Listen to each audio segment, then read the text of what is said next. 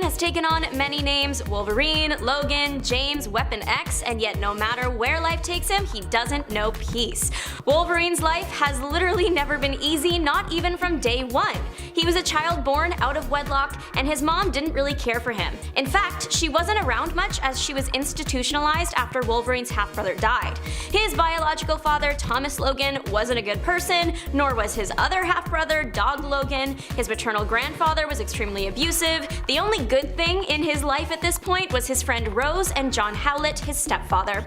But Wolverine is a superhero, which means nothing good ever lasts long. Thomas and Dog killed Wolverine's puppy, leading them to get expelled from the estate. But Thomas did not have it in him to go with Grace. He got drunk and broke into the Howlett mansion with a shotgun. John Howlett tried to protect his wife, but was taken out by Thomas. Young Wolverine witnessed this firsthand, and this was what triggered his mutant abilities for the first time. His claws scarred Dog's face and were the last thing Thomas saw. Wolverine's mother, now terrified, cast him out. The entire ordeal caused so much stress to her already frail mental state. She too ended her life with Thomas's shotgun. Rose fled with Wolverine to BC, where the two did get to experience peace for a bit. Wolverine, though, has the privilege of a healing factor, which saves him at least once or twice every storyline. This healing factor is useful, but it can also give him partial amnesia. Traumatic events alter your brain chemistry, so his healing factor patches that up, meaning that he will forget the hard stuff. Rose later died in Logan's arms after a fight went sideways, so he's off to a great start. Wolverine has had quite a long list of ill-fated romances, but he made it as far as an actual wedding with love interest Mariko Yashida. The two fell in love when she visited him in New York, but it wasn't meant to be as she was already betrothed. Wolverine ended up dueling her father, leader of criminal organization Clan Yashida, for her hand. He lost, but it's the thought that counts. They did duel a second time, and Wolverine won that one, and then Wolverine and her were engaged shortly after. Invites were sent out to Wolverine's teammates. Unfortunately, after the X-Men super guests arrived, they were all poisoned by some tea from crime lord Viper. She was also working with the Silver Samurai, who is also Marioko's half-brother. The X-Men are taken to the hospital in critical condition, except for Wolverine, because of his healing factor. The Silver Samurai and Viper send Wolverine on a wild goose chase to get him away from the hospital so they can take out the vulnerable X-Men. Wolverine does make it back in time to save the X-Men. He nearly ends the Silver Samurai, but Viper teleports them out of there. The X-Men all recover and everyone is wedding ready. But Mariko calls it off. The reason? Apparently she no longer thought Wolverine was worthy. We later learned she was just being mind controlled. Doesn't cancel out the heartbreak Wolverine experienced, and we even get to see Wolverine cry in the final panel. Wolverine has been a part of some pretty major historical events, both World Wars, the Prohibition era, and even the Valentine's Day Massacre. This event is a real thing that happened in 1920 Chicago. In our world, there were no survivors from this horrible day, but in the MCU, Wolverine was the only man to make it out alive.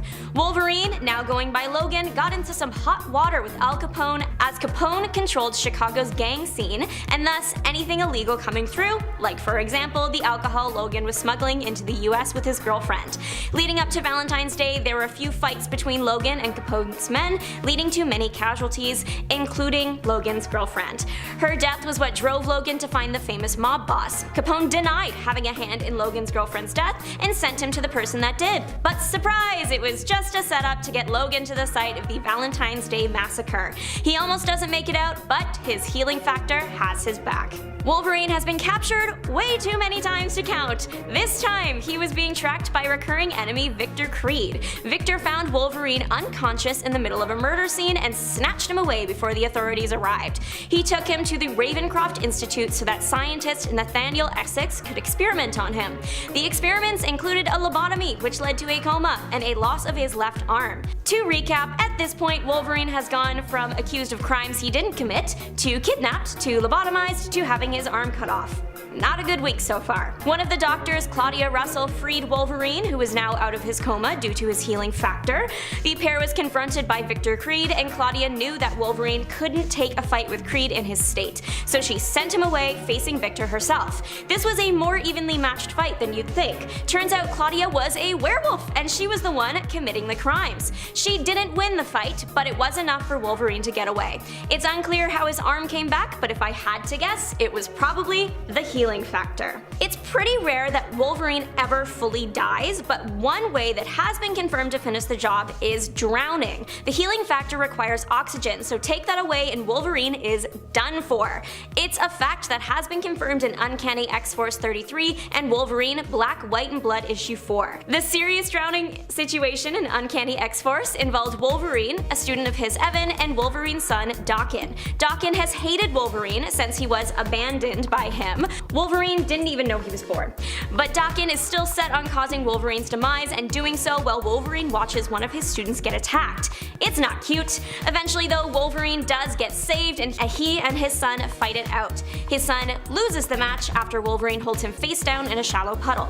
In Black, White, and Blood, Wolverine finds himself in shark-infested waters. He is clearly very set on not drowning, admitting that if he were to pass out from blood loss and sink to the bottom of the ocean, his healing factor would bring him back, just for him to drown again in a continuous, horrifying loop.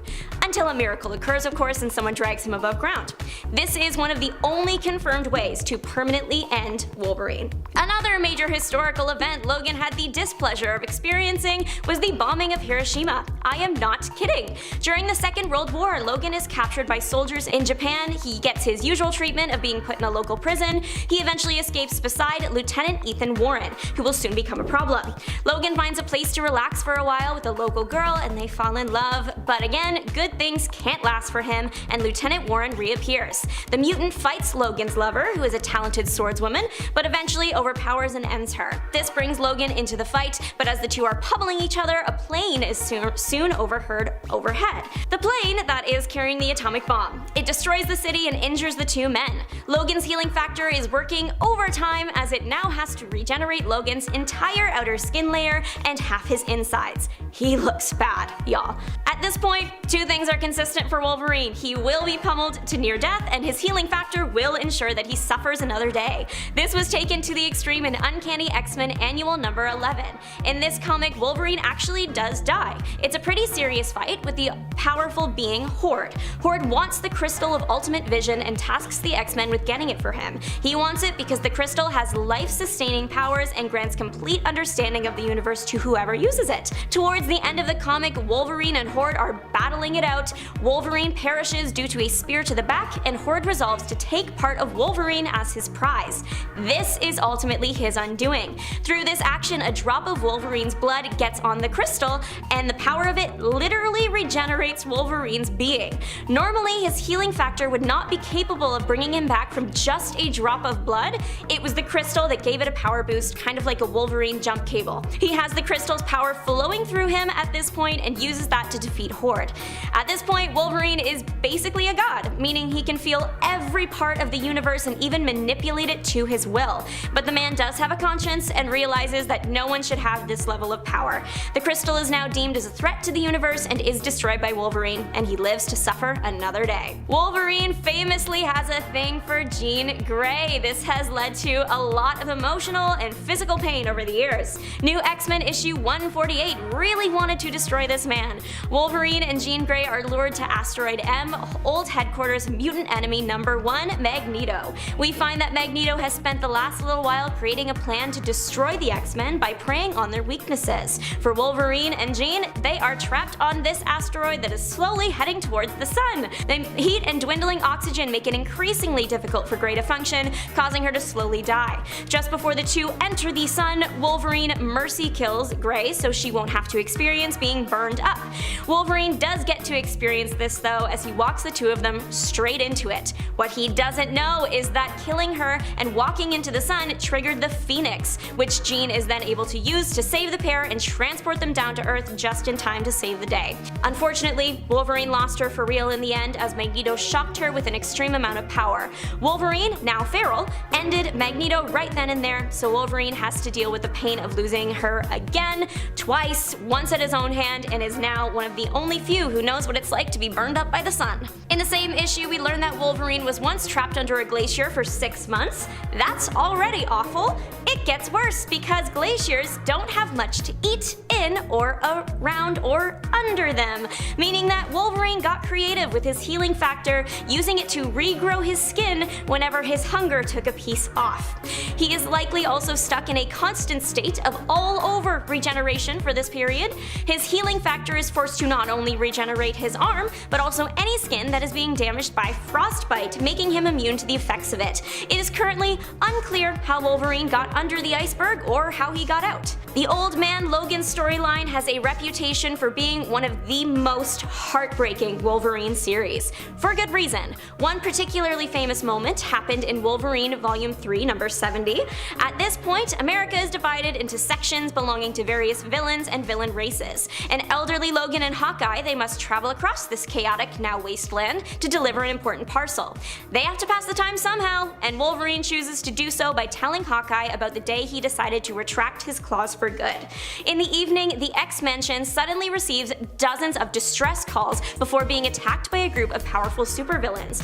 Wolverine desperately tries evacuating all the students while simultaneously fighting. He slowly works his way through every villain until it's just him and Bullseye. But Bullseye's last words are what flips this all on its head. He asks Logan, "Why are you doing this? You're supposed to be our friend." Turns out, Logan wasn't attacking supervillains, but instead his own teammates and friends. Actual supervillain Mysterio appeared after the carnage was over, revealing the true scene to Logan. Logan was extremely distressed and heartbroken by what he did, and spent the next few weeks wandering the forest until finally stopping on some train tracks to end Wolverine once and for all. Wolverine is certainly tough as bone, and I do hope more than anything that this man is able to move to a cabin in the Canadian Rockies for some much needed time off. Kicking off the list at number 10, left arm issues. Since Iron Man 1, Tony's left arm hasn't gotten a break. When Tony makes his first flight escaping the 10 rings, a tank shoots him out of the sky, hitting his left arm. In Iron Man 2, he gets electrocuted by whiplash, and his text shows that his left arm is in the red. It's not looking good. Iron Man 3, Tony uses snow to soothe his arm after crash landing, so it must be still hurting. In Civil War, Tony literally says to Nat, "My left arm is numb, is that normal?" Cut to an hour later, Tony's arm is even in more pain and now in a sling after Wanda dropped a car on it. Even in Spider-Man Homecoming, he's supporting his arm whilst giving Peter a lecture on being a superhero. Makes sense why he snapped with his right hand. Left one's probably done, he probably has no nerves left. And before we continue on with this list, if you want to go ahead and give us a thumbs up, this list is rather dark, so all that love and thumbs up and good vibes, sure to help us out as well. Also, those thumbs up literally help us in our studio, so thanks for your support. Let's get right back to the list. Number 9, killed by Captain America. Tony and his tech are pretty close, but in Age of X story, we see the two get a little too close for comfort. After a virus began taking its toll on Tony, he started to literally merge into his armor. That's like something from Black Mirror, that sounds horrible. He decided that a name change was also in order, so he started going by Steel Corpse, which, gotta say, looking at him is much more fitting. He, alongside other much livelier Avengers, headed out to take down some mutants, but upon arrival in superhero fashion, they changed their mind and opted to help everybody else instead. We love a change of heart, nice. Only Tony's advanced suit wasn't exactly on board, so now we have a situation. Tony implored Cap to save them, and at that moment, there was really only one way Cap could do it. R.I.P. Tony. Number 8, punched by Captain Marvel. Avengers Endgame showed Tony being saved by Captain Marvel when he was stuck in deep space. But in Civil War 2, they aren't exactly pals. When the inhuman Ulysses Kane starts to divide the superhero community, they get off on the wrong foot. Ulysses has this ability where he can predict possible futures, and in one of those visions he saw catastrophe. Captain Marvel wanted to act on this. We can literally see the future, what a way to have the upper hand, right? But Tony, he wasn't on board. He was concerned about the fact that nobody really knew exactly how Kane's powers were working. That was one thing, but to punish somebody else over something they may do in the future, well, it feels morally wrong. When Spider-Man and Captain America traveled to Washington to seek out a possible vision, conflict does in fact arise. It's Civil War 2, you gotta remember that. So Tony gets punched so hard by Captain Marvel that he falls into a coma. Yikes. Number 7, Endgame sacrifice. Of course, the worst things that happened to MCU Tony is also one of the best things that happened to the universe. After 5 years of half the population missing, Tony agrees to work out a time heist with the remaining Avengers, and when they get back with the stones, sans Natasha, Thanos is waiting there too. Tony didn't take the stones and fly away, no, instead he snapped his own fingers and wiped out Thanos and his army. Of course, mirroring the ending of the first Iron Man film, reminding us he is in fact Iron Man. It was a great moment, but I knew Tony was gonna die. But to see him do it in this way felt so fitting. I shed a little drop of sadness in the theater, maybe a few or 5. I couldn't stop crying. Number 6, paralyzed. Kathleen Dare made her first appearance in Marvel Comics with Iron Man issue 233. She was this fun-loving young woman who fell for Tony Stark, but unfortunately she was psychologically unstable, so that love turned into something more sinister. Later on in Iron Man 242, Kathleen shot Tony and in turn, he was paralyzed. The injury damaged Tony's spine quite a bit. He wasn't even sure if he would ever walk again. Tony Stark is quite dramatic. He likes to put on a show, we know this, and in Iron Man issue 284, he reveals his biggest trick yet. The cover shows Tony Stark laying in a casket with the text underneath reading, "The death of Anthony Stark." Huh, what? Around him are other superheroes. They're mourning the loss of their friend and fellow Avenger. Like in Avengers Endgame, everybody shows up. Even Dr. Doom, he proposes a toast in honor of a worthy opponent who has fallen. But Tony is always prepared, even after death. He had written a note to Rhodey previously, and the note mentions a key card that would give him access to the entire complex in the form of a CD. I got Tony Stark's Secrets and Big Shiny Tune 6. What are we feeling today, folks? Rhodey collects himself, puts in the CD, and clicks play. It's a dream scenario, really. Tony explains to Rhodey that the world still needs Iron Man, and then you see a suit made specifically for Rhodey. What a moment! Again, it mirrors Tony's final holograph message in the MCU, a powerful moment on screen and on page. So Rhodey was stressing. There was so much responsibility bestowed upon him, all the while he's trying to mourn the loss of a close friend. That's a loaded day. So finally, he suits up and it's a blast. Iron Man lives again. Nice. Turns out Tony wasn't actually dead at all, rather just under cryogenic stasis until a scientist sorted out those back problems. Invincible Iron Man, you don't say. Number 5, trick shot to the heart. Dark Avengers issue 190. In the alternate Earth of 13584, we see a pocket reality where Tony has undergone a pretty drastic upgrade, if you want to call it an upgrade, of course. He's still Iron Man, only he's evil this time around, and he's also just a brain. Yeah, this is a dark future where New York is the only remaining part of civilization, so the Dark Avengers are fighting over it. When Janet Van Dyne crushes Iron Man, he ejects out of the suit, again just a brain, just rolls on out, and at that moment Clint's brother, Barty Barton, shoots right through the brain with an arrow. At least it was a quick way to go this time around. Number 4, hit by a plane. Marvel's Dark Ages arc featured a pretty rare injury for Tony to endure, considering that he can fly and he's also wrapped in metal. The timing here is just so unfortunate. The story kicks off with an earthquake. Tony tells Pepper to take cover as he tries to figure out a super solution. Shortly after, there's power cuts, classic earthquake move, so now Pepper is stuck in an elevator and Tony's distress calls aren't even going through to the Avengers. Even his suit powers down mid-flight. On the way down, Tony's flailing about when a passing plane hits him and cuts off his left foot. The plane crashes down on the ground and Tony, while losing quite a bit of blood, crashes into Stark Towers. Number 3, lost the kid. We had an idea of how Infinity War would end. We knew part 2 was a year afterwards, so we knew somebody was biting the dust. Well, half of our beloved heroes ended up turning into dust, including the young Peter Parker. Tom Holland knocked this out of the park. I don't cry in movies often, but when Peter was telling Tony that he didn't want to go, holy shit. This was Tony's final arc, moving to the woods, having a kid, just dropped the superhero life right away, and even when Scott, Steve, and Natasha showed up to offer a possible solution, Tony doesn't even want to be involved. He says he's got a second chance right here, referring to Morgan and Pepper. Losing Spider-Man, Tony felt responsible. He made the kid the suit that allowed him to even go to space in the first place, and then all of a sudden he's a pile of dust all over your lap. Yeah, that would mess me up for 5 years as well. You don't blame him. Number 2, Armor Wars. The Armor Wars series is confirmed to hit Disney Plus sometime down the road, with Don Cheadle attached to the project, so we figured we'd remind you how the comics went. It's just a blast.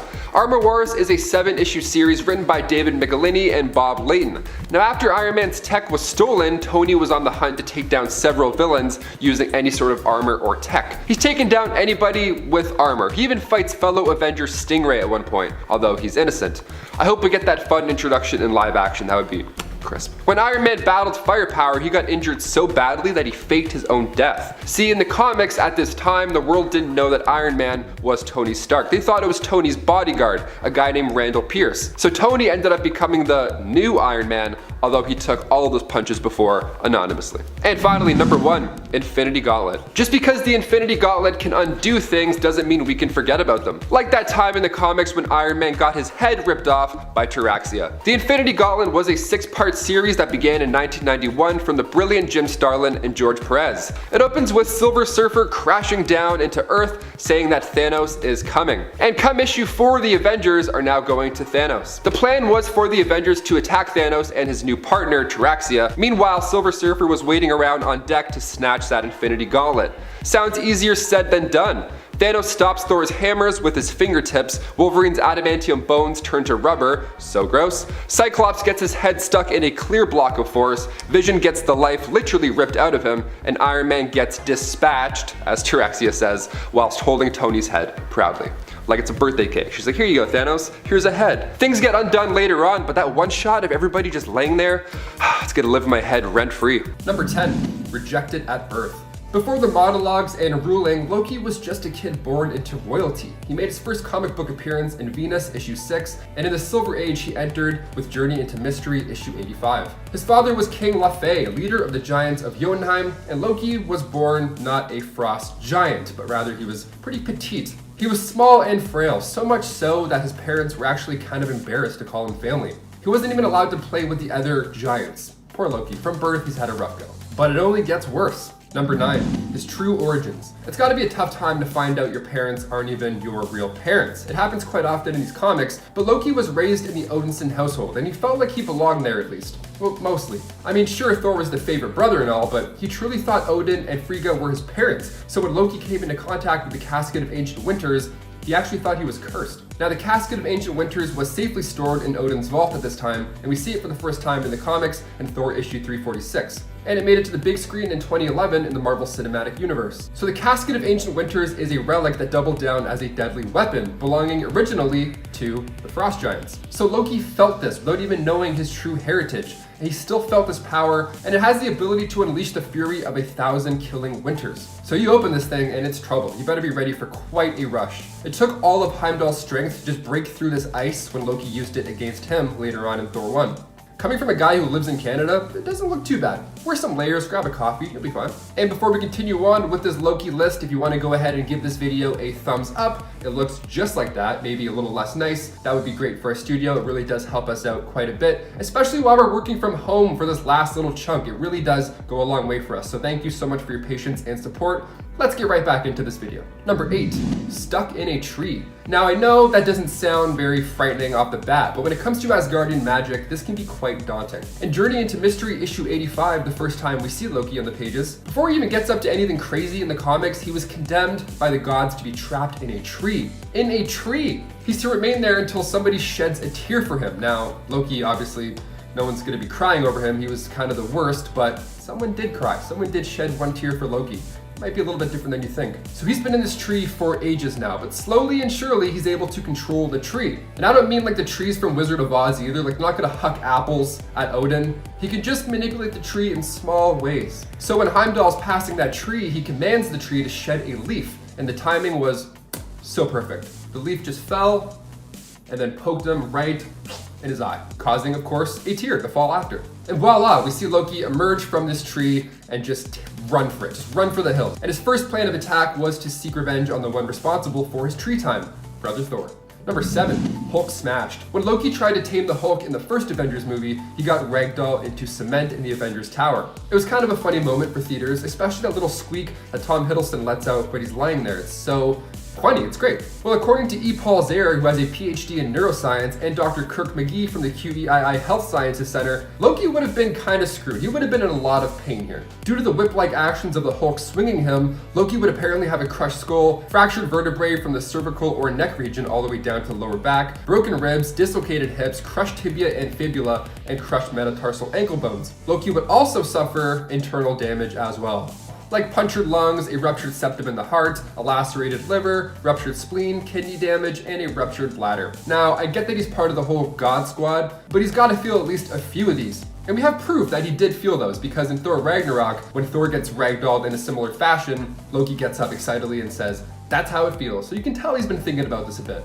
Number 6, solitary confinement. So after the events of the original Avengers movie, when Loki didn't steal the cosmic cube and break the timeline, he was actually sent back up to Asgard to do some time. Now, in usual fashion, he attended a hearing where he was sentenced to life in the Asgardian dungeons. Now, the only reason he was still alive in the first place is actually because of his mother, his adoptive mother, Frigga. The trial was nuts. Loki got absolutely blasted. He was roasted. He was told his birthright was to die as a child, cast out on a frozen rock. So when he got cozy in confinement, his mother came in to say some last words to the fallen son. She was calm. She shared concern about his holding cell. It was a beautiful moment where you could tell Loki wasn't so evil after all. He wasn't manipulated from the cosmic cube anymore.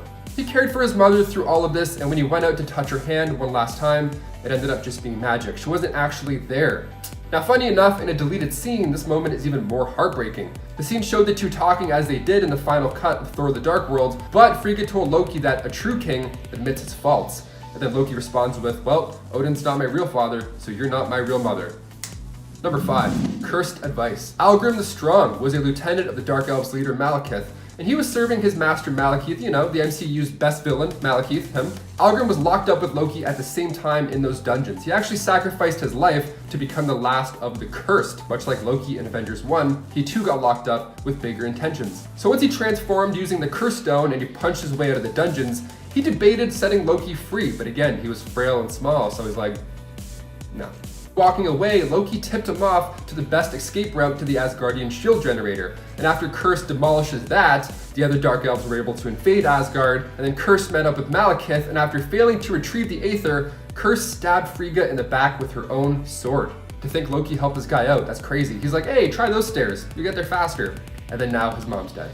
Way to go, Loki. This was after he chose not to free Loki as well, so Loki just gave the advice just cuz. Number 4, eaten by his father. Yeah, this one's, oof. In War of the Realms, the Dark Elf Malekith returns from imprisonment, starts a war in his homeworld of Svartalheim, and was crowned a king. The next step was to assemble the League of Allies from across the 10 realms, forming the Dark Council. Now, among those was King Laufey and Loki. Now, a family discussion breaks out. Laufey confesses to Loki that he's the worst thing to ever come from his loins. Nice use of the word loins there, good stuff. And he referred to him as his one great shame. As if the roast wasn't hard enough, he proceeds to eat Loki with a very loud crunch to go along with the visuals. Yum. Number 3, beaten to death. In the 2004 Loki series, it picks up with Loki claiming leadership of Asgard. It's a dream come true this time around. He has the throne officially, but the throne life isn't what he expected, really. Those who helped Loki become a king now want him to continue and fulfill his promises. So Loki would now go to his prisoners, Thor and Lady Sif, for some ruling advice, you know, one of those. It's like when somebody becomes manager and they don't know how to manage, so they're like, how do I do this? And you're like, I'm making 12 bucks, man. I don't know. You gotta figure this one out. After some events, it's decided that Thor will be beheaded the next day at dawn. But in typical Loki fashion, he went against fate and opted not to follow through last minute. He spared his brother and freed him, but Hela was actually revealed to be another version of Loki, just used as an illusion to get Thor killed. So when Thor was free, he was like, you know what, I'm just gonna finish this myself. And he beat Loki to death. It was brutal. Number 2, killed by Thanos. Yeah, we gotta mention this one. I'd say it's a pretty bad day. The final scenes of Thor Ragnarok, we find Thor and Loki aboard the new ship, the new Asgard, after the old one got blown to smithereens. Loki looks at Thor and tells him how much he reminds him of Odin. It's a very sweet moment between the brothers. Finally, they're close and they're ready to do some good. Then all of a sudden, this big ship approaches and audience knew who it was right off the bat. Loki met his fate before the title card even appeared in Avengers Infinity War. He tried to go out like a hero and he put his tricks to use, but Thanos saw it coming. And the crack we hear in Loki's neck is, I still hear it in my head. Kicking off the list at number 10, his childhood. One of the origin stories for the twins involves them being experimented on from Loki's scepter. Another one of those origins is when they were raised by a cow. Yep, you heard me, I said a cow. Bova Ayrshire was one of the few new men who stayed behind after her creator left to go back to space. So basically, she's this evolved cow created by the High Evolutionary as one of his new men. Now, these animals that are given humanoid form and a pretty smart brain to go along with as well, their purpose was to be this nurse or caretaker for other new men and the Knights of Wundagore. Then a pregnant Magda Lensher came along the Citadel after leaving her husband and had Wanda and Petro and left them with the new nice cow lady. Now, eventually Bova gave up the twins to the Maximoffs who lived down the mountain, and even Miss America and the Wizard declined the twins. So nobody wanted these poor twins. So right from the beginning, you know it's gonna be a rough one. And before we continue on to number 9, guys, if you haven't already, could you please go down and give us a thumbs up on this video, because those likes really do us wonders for our channel. Thank you so much for the support. Now back to some Quicksilver. Number 9, genetic experiment. When they were just kids, Pietro and Wanda Maximoff also had a tragic origin in the MCU. The twins, just at age 10, were in their apartment building in Sokovia when a bomb collapsed the building. Now this was the reason their parents had passed away, and then the second shell hit, however, but it didn't explode. Rather, it left the twins to sit there and stare at it, horrified that at any second it could go off, with the word Stark on the side of the shell as well. Very important. They grew up with a different mindset towards the Avengers, and this led to them being experimented on by Baron von Strucker. This is also where their powers come from. Now this is something that is slowly coming back to light in the MCU now, with WandaVision's ominous commercials that keep popping up. Many fans have suggested that they are hints at her past traumas, and the commercial with the toaster with the blinking red light could be a reference to when the twins were waiting for the bomb to go off when they were kids. I suppose it's not very easy to forget something like that growing up. Now with the last 2 episodes just around the corner, we finally get to see what's going on in that magical mutant brainverse. Number 8,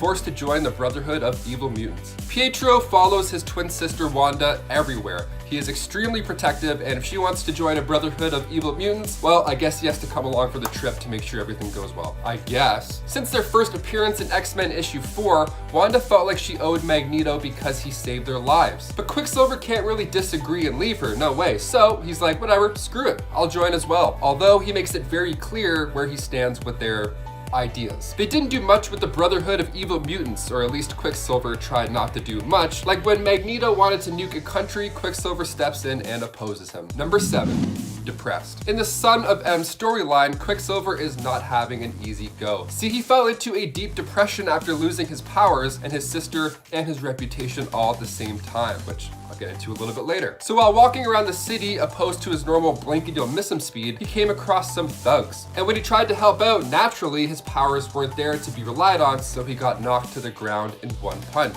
And just then, Spider-Man comes in to save the day. He webs everybody up, and then he noticed that there was just one guy missing from the initial count. So he grabbed and webbed up Pietro as he was trying to jump off a building. Spider-Man isn't happy with him at this point either. His son is no longer alive, and he can't bury him because, well, he never existed, thanks to Pietro's bright idea. So he tries to jump again off the building. This time he succeeds in hitting the ground. Now luckily he was saved, but this is just still not a great time for Pietro, probably one of the worst times. Number 6, Age of Ultron sacrifice. When the twins were introduced in the MCU, it was during Avengers Age of Ultron, when Baron von Strucker had used Loki's scepter to experiment on the Maximoff twins, resulting in one becoming a witch and the other being super fast. Now apparently he's not as fast as we all thought, because when it came down to getting Hawkeye and the daughter of a Sokovian villager to safety, he was just a little bit too slow. He thought it was a better idea to run in front of the bullets and take them all rather than, just zip them to safety. It didn't help that 1 year earlier we saw it in theaters, Evan Peters' version of Quicksilver in X-Men Days of Futures Past, and he was having a great time. He was pushing bullets out of the way with ease, he was making guards punch each other, he was trying out soup while he was doing his job. It seemed like a breeze, and he was rocking out to some music the entire time as well. But then Joss Whedon came in and decided to not make him as fast or powerful as that Quicksilver that we all kind of got used to, and then we see Aaron Taylor Johnson as Quicksilver die in just one movie, just like that. He's like, hey, nice to meet you. I'm Aaron Taylor John. Okay, and I'm out. Awesome. See you guys. Have a great set. Cheers. Number 5, Marvel zombies. If there's one thing we know now in 2021, it's that a virus can spread pretty damn fast. Hence why I'm in my closet instead of in the studio. We're trying our best here to keep clean and keep things moving, but this world makes it hard to do so because of this virus. And in a world where we're trying to slow that spread speed down at all costs, a guy like Quicksilver would be the opposite when it comes to help. So in Marvel Zombies, Quicksilver is actually part of the group sent to Earth to battle these zombies, but when he comes across Scarlet Witch in danger, he runs over to help her out, only to find out it's actually Mystique in disguise, an infected Mystique in disguise. And then it's over just like that. She bites him, turning the fastest guy in the world into a zombie. And then he uses his incredible speed to turn everybody all around the world into zombies super fast. He's actually the sole reason it became unstoppable. So let's keep that Quicksilver out of this world. Stay in 616, go, do your thing, have fun, but just don't come into this one. Don't come into 2021.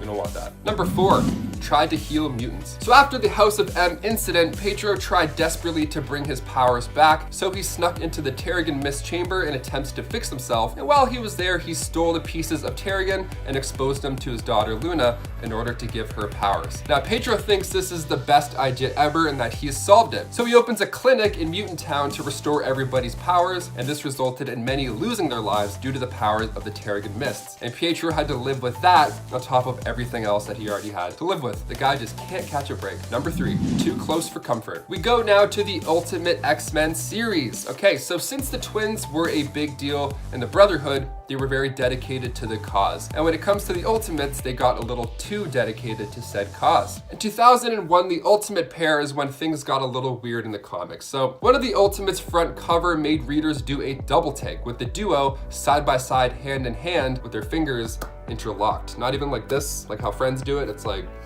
you know. Yeah, the writers decided to give them a romantic relationship, you know, just to mix it up a little bit.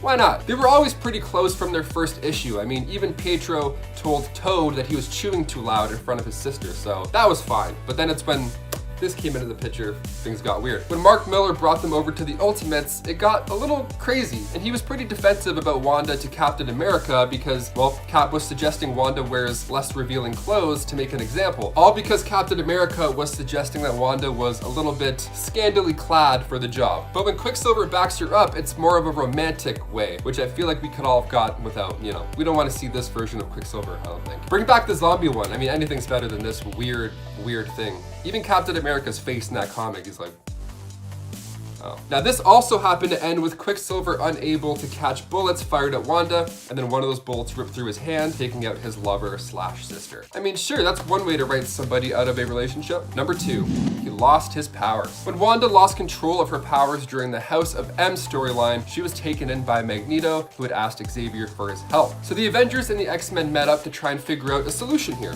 So at this meeting, they had talked about ending Wanda's life in order to ensure nobody else gets hurt or wiped out. So Quicksilver heard about this idea and ran to tell Magneto, but Magneto even thought, you know, maybe they're right. Maybe this is the best case. So Quicksilver went and convinced Wanda to use her powers in tandem with Xavier's telepathy to warp reality and create this new world where everybody is happy. This world being led by Magneto, with the twins literally being royalty. This world eventually started crumbling when Layla Miller used her powers and several heroes began remembering real life. They believed Magneto to be responsible, but they ended up tracking it down to Quicksilver and how it was his idea in the first place for Wanda to do this. So Magneto lashes out at the twin and Wanda restored reality, but this time with most of the mutants depowered, including her brother Quicksilver. And finally, number 1, dead and back again. In that House of M storyline, we see a mentally unstable Wanda Maximoff, and she created this new world where mutants are now the main bread and butter, and humans are the minority. Magneto, upon first realizing how this happened, blames Quicksilver for convincing Wanda to change reality. So he lashed out and crushes Quicksilver with the body of a Sentinel. Now he did this to get back at Pietro for abusing his dream, and then Scarlet Witch showed up and quickly revived her brother. But the fact that Magneto chose to strike down his own son, I mean, that idea lasts forever, no matter which reality you're in. Number 10, being named traitor. As awful as this one is, it ranks a little lower on our list because, well, Wanda kind of deserved this one. After the events of House of M, Wanda was seen as one of the biggest mutant traitors around, still being believed at this point to be a mutant. Oddly enough, Scarlet Witch was one of the few prominent mutants in comics who has never been part of the X-Men team, and was really only an Avenger. If you're wondering why that is, a big part of it in the later years has to do with mutants hating her due to the fact that she basically wiped them from existence with her wish of no more mutants, which we now refer to as decimation. Well, that and she was initially too busy serving on her father's villainous team of mutants, the Brotherhood of Evil Mutants. Still, although she did earn the title traitor, much of what has happened as a result of House of M happened because of basically how harshly people were treating Wanda. So, although she earned the title traitor, it still feels a little harsh to say that she entirely deserved it. I've always thought of Wanda as more of a misguided villain when she plays that role, as opposed to a true and sincere villain in the comics. Number 9. 9. Cast as a villain. To expand on our previous point a bit more, a few of the worst things that have happened to Scarlet Witch usually involve her being cast in some kind of villainous role, despite the fact that she is truly a hero when it all comes down to it. Scarlet Witch only ever wants to do what's best, and usually it's some kind of outward manipulation or force that turns her momentarily evil or causes her to break down and commit some kind of heinous action. It does make for some pretty interesting stories, but it's pretty awful the number of times and how severely Scarlet Witch has been used in this way by others and when it comes to storytelling. Number 8. Betrayed by her fiancé. Remember when Wanda was about to marry Dr. Doom and then it was implied that he really only wanted to be with her because he wanted to take her power from her? Granted, it seemed like he also wanted to do so to help her and help the world, but of course it's still Doom, so you can bet that ego and selfishness were a big part of the reasoning behind this plot as well. Scarlet Witch no longer remembered who she was when her reincarnated son and member of the Young Avengers, Wiccan, came to find her. All she knew was that she loved Victor Von Doom and was ready to marry him, despite the fact that he had kind of manipulated her. Her love was real, but the backstory that she believed she belonged to wasn't. Wanda ended up spurned and mistreated by Doom even after the truth came out, and she still tried to help him. And before we move on to this next point, just a quick reminder to give this video a thumbs up if you are enjoying it. It really does help us out, I promise. Number 7. Being named Pretender. What could be worse than being referred to as a traitor? Well, how about when Scarlet Witch was referred to as an imposter? This was the new label she was given after it was revealed that she was not actually a mutant but had been led to believe that she was one for most of her life, due to the High Evolutionary disguising her and her twin brother as both mutants after experimenting on them, and apparently giving them powers himself. During the Dawn of X relaunch in an issue of X-Men, we actually see stories being told of Scarlet Witch where young mutants are taught to refer to her as a pretender, someone who posed as a mutant but was not one and could not be trusted. Seems a little unfair considering that Wanda herself did not know her true origin until much later in life. She wasn't lying, she had been manipulated into believing she was truly a mutant and Magneto's daughter. Number 6.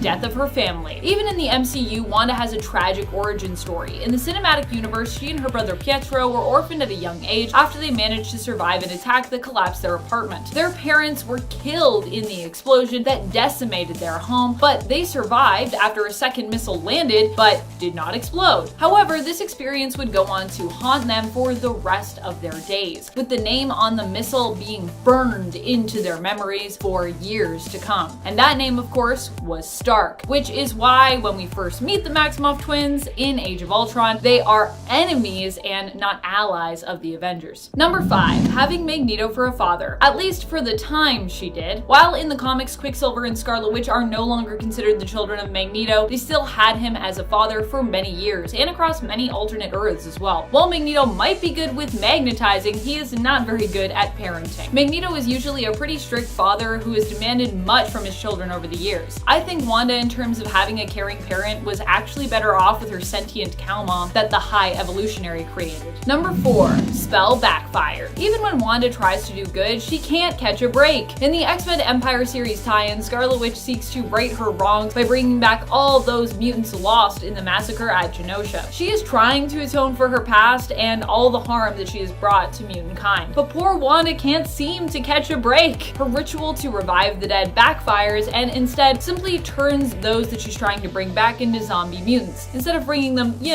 fully back to life. To make matters worse, we later find out that Doctor Strange warned her against trying to make amends for her sins this way, telling her she couldn't do what had already been done. This made Wanda think that she simply needed to shift her focus instead of realizing that she needed to actually forge new paths as opposed to undoing old tragedies. Number 3. Vision's death. Going back to the MCU for a moment, one of the worst things that happened to Elizabeth Olsen's Scarlet Witch was the death of Ultron in Infinity War. Wanda had to kill her synthezoid lover herself after Thanos showed up to attack Wakanda during an attempted procedure to safely remove the Mind Stone from Vision, attempted by Black Panther's brilliant sister, the Princess Shuri. As the procedure was cut short and everyone was pulled into the fray, Thanos was on his way to claim that stone when Viz asked Wanda to destroy it, and by extension destroy him. She initially refused but reluctantly agreed when Viz pressed her and insisted that she wouldn't and couldn't hurt him with her powers, and that all he felt when she used them on him was her. No pain, just her. Aw, so cute. Through tears, Scarlet Witch used her powers to destroy the stone, only to watch Thanos show up and use the time stone to rewind time, bring Vision back to life, so that he could destroy him by ripping the Mind Stone out of his head very painfully.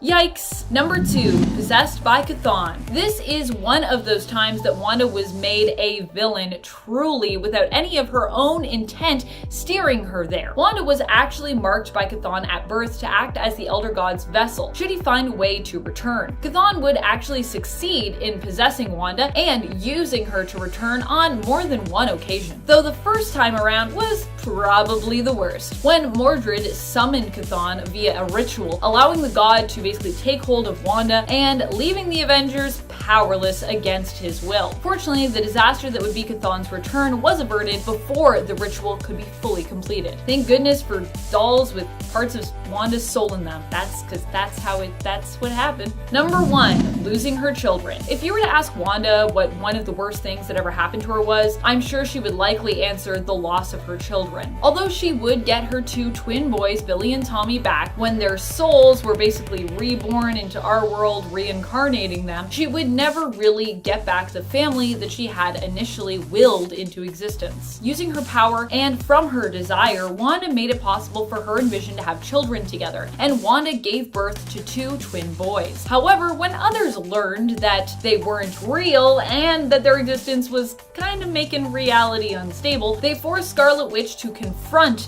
the truth, temporarily destroying or displacing her children. Since they weren't really fully destroyed, because they kind of did come back, but just in a really weird comic book. Kicking off the list at number 10.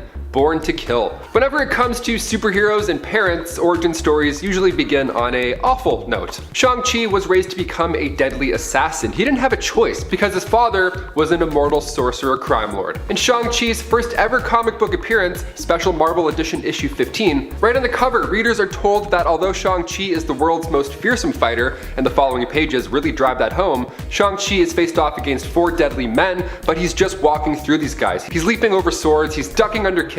Shang is fierce, but when he's fighting a guy with steel limbs, it doesn't even get close. Shang-Chi declares these metal mitts as useless, seeing as, you know, they're connected to a now broken spinal cord. It's brutal. He takes out another guy by using his left foot on the right side of his face. It's quite intimidating and powerful. But that's what happens when you're taught how to break necks at the age of 4. So when he reaches that last guy, he's called a fool. He says, no matter how skillful you are, you'll never reach my master, Zhang Zhu. But Shang says, actually, you're the fool. That deadly man is in fact Number 9, his father. Yeah, sometimes your parents are evil. It happens. I mean, Gamora, Raven, the Maximoff twins, you don't pick which side you're born on, but once you realize something's not right, it's definitely your responsibility to get the hell out of there. Now, in the MCU adaptation, that's just what he did. Tony Leung plays Zhu Wenwu, the leader of the Ten Rings organization, father to Shang-Chi, and he had discovered the Ten Rings long before the MCU. He found them thousands of years before the birth of his children. These rings allowed him to win many wars, and he did so under the alias the Mandarin.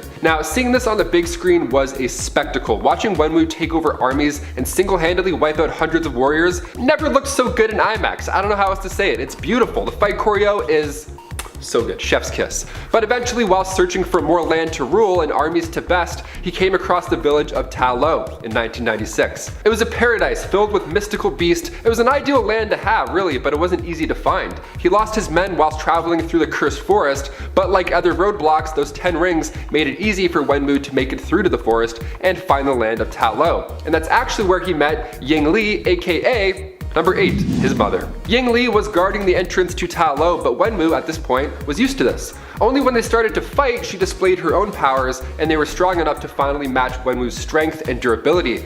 They fought for a bit, but ultimately they were impressed with each other's moves. And of course, they fell in love. They got married, had 2 children, Shang-Chi and Zailing. Now, this was a turning point in his many, many years of ruling, because Wenwu retired the rings at this point. He wanted to leave his extensive history in the past and just be a family man. We love a change of heart. Yes, love it. But one night, while the kids were still very young, the Iron Gang returned to get revenge on the 10 rings, and Wenwu was not around at that time. Ying Li fought the gang off as long as she could, but there were just too many of them, and she sadly died protecting her children. When Wenwu returned, he would never be the same again, and neither would Shang-Chi. Before we continue on with this list, if you want to go ahead and give us a thumbs up, that would be awesome. We love your support. It really does help us out so much, so thank you for watching and tuning in and subscribing. So hit that thumbs up and we can continue bringing content to you. You're amazing. Let's get back to this list. Number 7, first mission. In the MCU, young Shang-Chi joins his father simply to witness the brutal retaliation he inflicts upon the Iron Gang. And it feels scary at this point in the theater. It's very intimidating. Wenwu just destroys their room. The rings are back out now in modern day. He's blocking gunshots, he's hucking tables, all the while poor Shang-Chi at a young brittle age is forced to watch. He's seeing this side of his father for the very first time. It's quite a lot. But in the comics, his first mission was much more hands-on. His first mission in the comics happens when he's an adult. Now this is the first time he's in the real world post-training. He's sent to assassinate the most evil man alive, Dr. Petrie. He's super old, but his father refuses to let him die of natural causes. That's insane. The peace of dying at an old age in your bed, that must be denied to him, so Shang-Chi has to be the one to now do it. This next bit of dialogue is important here. He knows that he's trained to be a killer, and the only guiding light is that he thinks his father is an honorable and truthful man. So if this is what has to happen, then it must be for the greater good, right? So he gets close to the doctor's bed and he stops and he thinks for a minute. He's so old and feeble, this feels so wrong to do. The guy's 90 years old, he's in the middle of sleeping, the guy's literally in REM.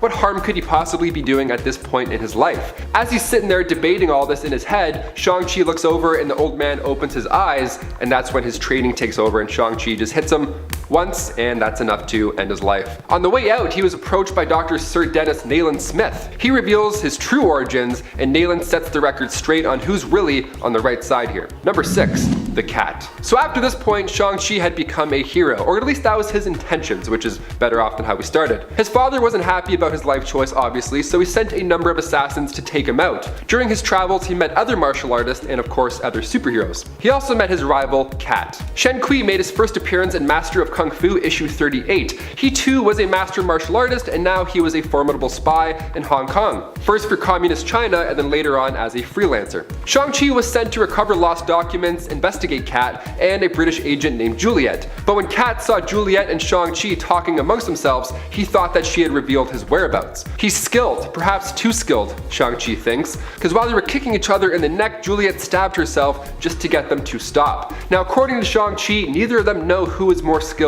in martial arts. Cat is also immune to the powers of Black Mamba because he's already technically living his greatest fantasy. You love to see it. Even his villains are cool, you know? Whenever you have a hero and his main villain is a cool guy, you're like, ah, it's tough. As far as villains go, I mean, pretty sweet that you're directly matched. And also they're punching each other in the face. I could watch this all day. Number 5, Midnight Sun. First appearing in Special Marvel Edition issue 16, Midnight Sun aka Minai was the only survivor after Shang-Chi's father had wiped out a British village. Seeing the rage in the young boy's eyes, he decided to raise the boy alongside Shang-Chi. So naturally, the two became besties. They became best friends. They worked together and grew up together. After Shang-Chi realized what his life was becoming, after he left, his father sent Midnight to take him out. How twisted is that? His own family, basically. So they fought an emotional battle, but in the end, Midnight fell off a crane and in turn broke his neck. Doesn't anybody listen to Edna Mode? No capes! No capes, or else you'll just Gwen Stacy yourself. Number 4, Humbug. Another ally, another fateful day. Humbug, aka Buchanan Mitty, first appeared in Web of Spider-Man issue 19. He began his days as a Spider-Man villain, which I honestly love, really sticking to the theme of growing up on the wrong side of the track, but after being defeated by Spider-Man so many times, he was like, you know what, screw it. If you can't beat him, join him. So he and Shang-Chi were part of the 2007 Heroes for Hire, and he ends up getting infected by the Brood Queen, and in turn he's forced to betray his teammates. So Shang-Chi was forced to, take him down. And he also does so by ripping off his head. I feel like there's a more peaceful way to do it, but who am I to ask? I mean, look at this. Number 3, Spider Island. A Spider-Man villain going good. We love to see it. Any big change to a character is always fun. Good, bad, or downright weird. Like for example, in 2011's Spider Island series, Shang-Chi himself gets infected with the spider virus. And he changes Quite a bit. He gains similar powers to Spider-Man, which is cool off the bat, but he also starts having nightmares where he turns into a literal arachnid and subsequently attacks innocent civilians. In Spider Island Deadly Hands of Kung Fu, Shang-Chi is recruited to take on the Bride of Nine Spiders, who at the time was holding Iron Fist captive. While he's trying to handle this sticky situation, he mutates even more and his nightmare becomes a reality. The Spider's instincts were trying to take over his mind and spirit, but luckily for Iron Fist and his strong will, the spider look didn't last too long. Too close for comfort though, way too close to turning into a spider. Any of those I gotta include, that's a nightmare. Number 2, Domino. Shang-Chi has many lessons to teach, so it's not bizarre that heroes often go to him to sharpen up their spirit or fighting skills. One of those heroes was Domino. In Domino issue 4, released back in 2018, the pair are sparring, they're learning, they're bonding, and then when they're later on in a nightclub, they're kissing. Nice. That's when trouble likes to make its grand, horribly timed entrance. Shang-Chi helps Domino gain her lost knowledge of her powers, so she was able to now save the night single-handedly and take down these enemies. But when Domino finally comes face to face with the one who sent said enemies, Topaz, she can't resist her teacher's advice and she kills them. Shang-Chi was disappointed on many levels, so much so that he had to break off the relationship, both romantic and professional. And finally, number 1, his dated comic book origins. Yeah, we have to talk about the differences between the early comics and what's being represented on screen now, because they're completely opposite, much different.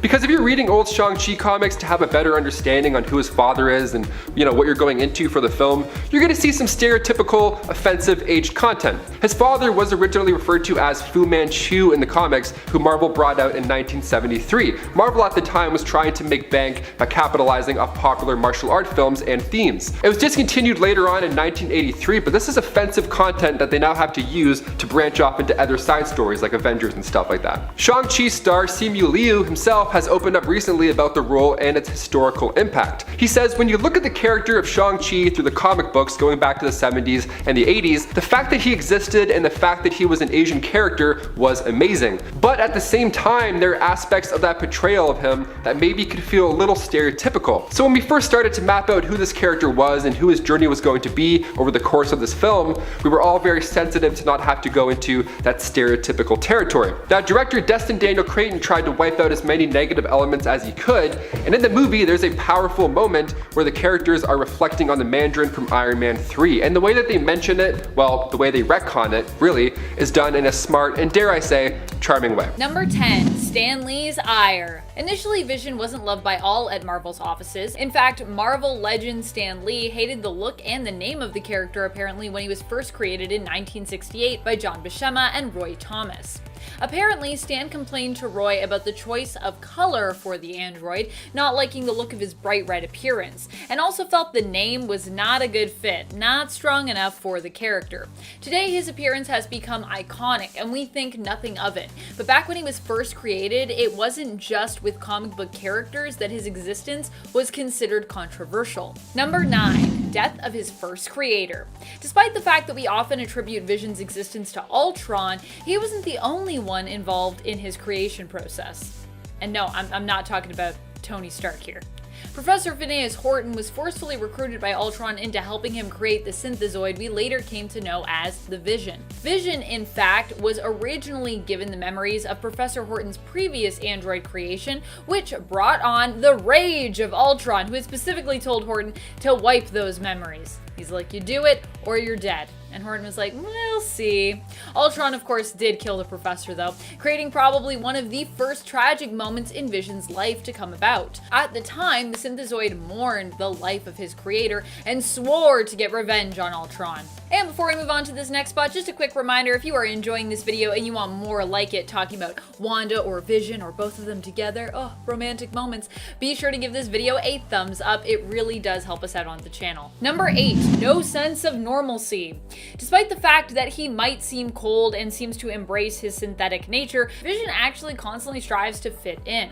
When Wanda and Vision first got married in the comics, they both sought to find normalcy together by settling down in a suburban neighborhood. Oh, it's so nice. Similar to what we've seen the couple attempts in the Marvel Cinematic Universe in the Disney Plus show WandaVision. Yeah, if you like WandaVision and you want to sort of read more things that maybe have inspired it, this is a miniseries you're going to want to read. The two of them, however, it seems were never fated to have a normal life, and try as they might, strange events always seemed to disrupt their attempts and lurk around every single corner. For an example of what I'm talking about, you need not look further than the first issue of their miniseries together from the 80s, The Vision and Scarlet Witch. Seriously though, check out this miniseries. On Halloween, a quiet night in quickly turns into something out of a nightmare, ending with a visit from Scarlet Witch's often villainous then father, Magneto. So it becomes more of a nightmare, I imagine. Number 7, being controlled.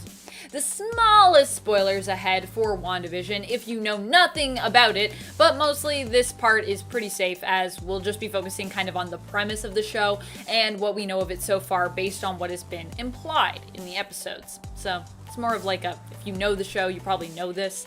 In WandaVision, it's implied that Scarlet Witch, Wanda herself, is in complete control of everything going on in Westview, including Vision's appearance and existence there. After all, as we talked about before, Vision's appearance there likely means that Wanda manipulated him and brought him back to life, possibly even reanimating his lifeless corpse. Yikes.